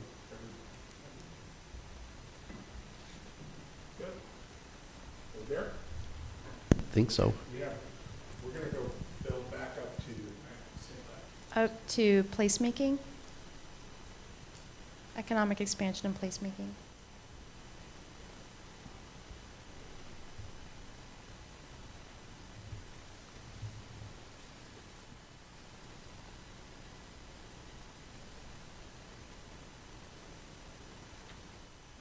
I think we're good. I think number 3 covers what I was getting at. Because to you, Anna, that would be visual identity of poles, buildings, Yes. rooftops, whatever, parapets, right, everything. Bill, could you take us back down to the new one we just entered? I'm wondering if it ought to just be a period after transparency, because we might very well have other measurements to accomplish that, and the measured by gets into the how. So if we just ended at transparency, then it's up to staff to kind of fill in the blanks on how we're getting that done, how we're measuring it, how we're.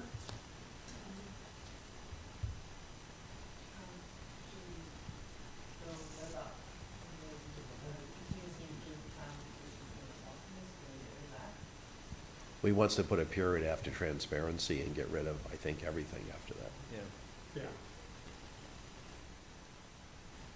Because after the word transparency, when it starts with measured, that's the how. Well, yeah, that last line right there is not, that's what I'm saying. Oh, yeah, you can leave that, yeah, sure. Is that what you were saying? Say- Yes. Yeah, perfect. Oh, yeah. Yeah, Yep. and then get rid of the rest. Yeah.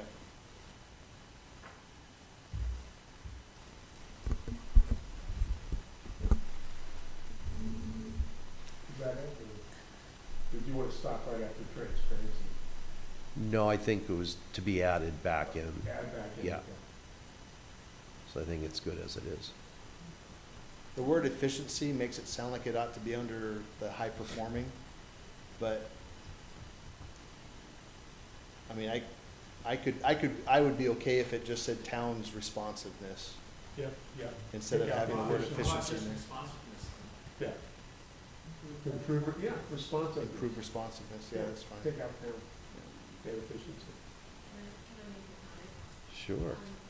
I think one of the things that we all recognize, Governor and I in our discussions, is there are two pieces, there's an inward customer service and then an external customer service.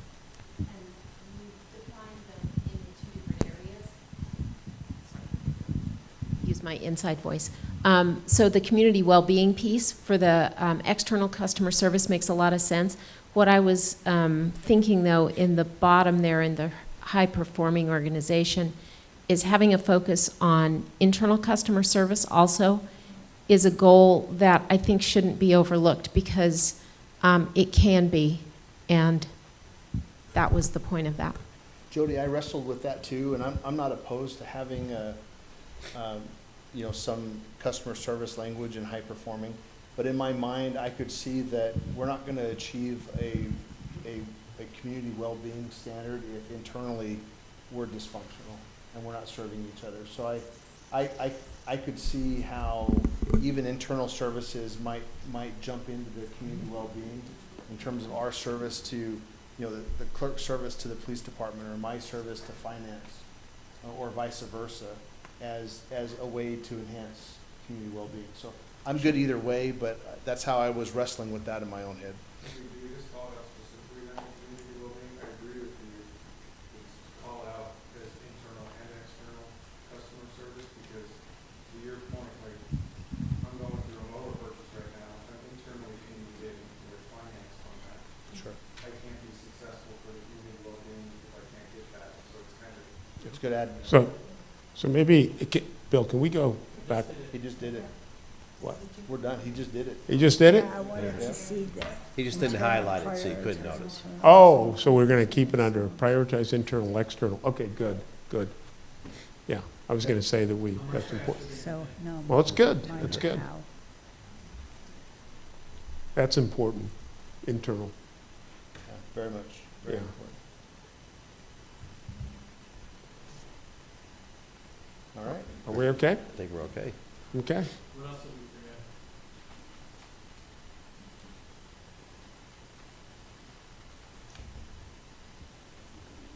They get one shot at it. They already had it, so we Yeah, can. speak now or That's forever. right. Okay, so It's like call we'll to turn the it back public. to the manager for next steps. Okay, thank you. So, with the help of our wonderful facilitators, can we give them a round of, yeah, appreciate you guys being here. Mike and Bill, thank you for your expertise. So within the next week or so, we should have this finalized language to us, and then we'll start working on packaging it into a nice document for us, and hopefully we'll be able to kind of introduce next calendar year and the new fiscal year with a new document for us to tout around and use as a guideline for all of our efforts.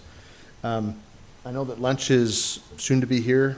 We are expecting it, and then I think we can give you guys back the rest of the day. Oh,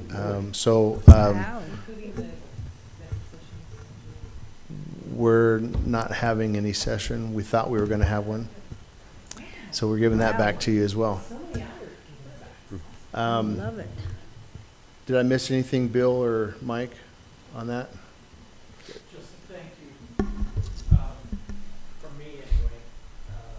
Mike, I derailed Mike's thank you, but I really appreciate your time and how quickly this all came together. I really lost the bet. So, but I'm happy to lose. I'm glad you got some time back. That's always a gift, especially on a holiday week. So thank you very much. It was a pleasure to meet everybody. And everyone on the staff. I'm excited. We did a lot of good work here this morning, and you guys filling out the survey, everybody filling out the survey was a huge lift to getting this point. Do you want to just give a little sneak peek at the budget retreat with PBIS on what we would maybe see differently or what to be expected, as opposed to, I know that I'm throwing out a hardball question, I didn't prepare you for this, but how will it look differently this time than it's looked, the other 2 or 3 times that we've done it because of PBIS? That's a hard. It's a hard one. It's a hard one because. Yeah, go ahead. But no, we're still waiting on the results of our. So we haven't finished the initial round of implementation. We just knew going up to where we're at today that we had deficiencies in this. Right. So we'll start the whole scoring all over again with now the new strategic plan in play. I will tell you that priority-based budgeting is going to force us to answer different questions. As departments submit their budget requests, budget team is going to have similar but also additional, more detailed questions about impacts, and we'll have the benefit of the tool to see alignment on how well It does or things doesn't. support or align or don't support. And that's going to feed into an organic flow of discussion, not just from the budget team to departments, but council to the budget team and your leadership. Right. So it's hard to say exactly how that's going to look, but things will be a little bit different. And then the more we use the tool, the more advanced in that use we're going to be, and council will get more savvy, and departments will, leadership will get more savvy, and it'll start growing and be a lot better Right. that way from data-driven decisions. Right. Hopefully we'll be able to produce that tree, right, or that graphic image that shows aligning with what the priorities are, right? So it's a tree plot map. They call it I think a Okay. tree map or a tree plot map, and it looks like, so there'll be a section of this tree plot map that's just for economic development, and it'll show all the programs. You can do it for the entire organization, but you can also break down to departments, and it'll show all the programs in that department, and it'll show the size of the square or rectangle is the size of the budget. So a larger object there, it means that you have more budget tied to it. And then the color of that shape, that square, the shade of it shows how strong the alignment is. So the darker the shade, the more aligned it is. The lighter the shade, the less aligned it is. And by virtue of just seeing that, you're going to be able to, it's going to prompt you to ask different kinds of questions. Well, why is this such a big square and it's a very light shade? Well, it could be because state mandates us to do it. Right. It's not anybody's favorite. We don't really like it, but we have to do it. Right? So, you might get into those kind of conversations. Or why is that really dark, but it's just a small, tiny square. Right. Well, it's really aligned well, but we don't have a lot of resources to it. So should we be adding resources to that because And that where does was it so come from? strong? Right. And where do we get those resources? So Right. it's just going to help us have all sorts of different conversations during the budget process. Thanks. We're expecting a draft insights report on Wednesday, so we're going to have a meeting and we're going to go over that and make some recommendations on maybe some ways that we can generate extra revenues and other ideas that AI produces. So AI. And We that's need something. tools, right? we're going to have to start wading through it, right? Those recommendations. Yeah, thank you. Thanks for all the hard work. I know Bianca is pacing out there because probably the pizza was supposed to already be here. She's feeling the stress and And she it's doesn't need not. to. She doesn't need to. Though that she didn't make any of this pizza and have nothing to do with it, but hi, Bianca.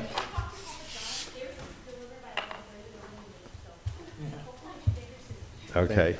I will tell you, actually, I'll let Beth, why don't you provide them an update while we have them on the railroad? Yeah. I think that's pretty cool. I was thinking the exact same thing. Ooh, we're mind melding here. I just found out from Carlos this morning that for the El Toro Mexico Boulevard connection, we've been waiting for UP to come back.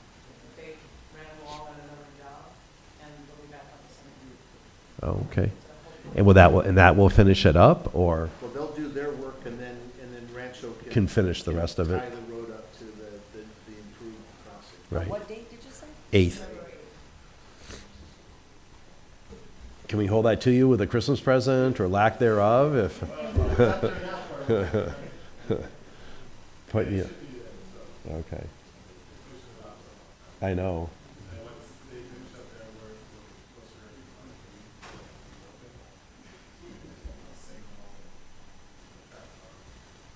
Super. While we have everybody here, Devin, do you want to do a quick update on Winterfest? Who's going to be there? Who's not? Santa's going to be there. Okay.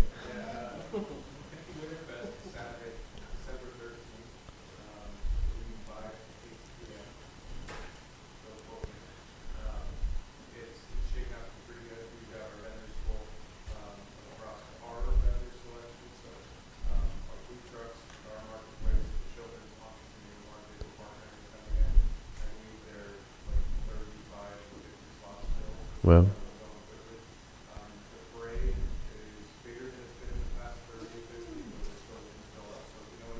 Yeah, I've been pushing it out there to the groups that.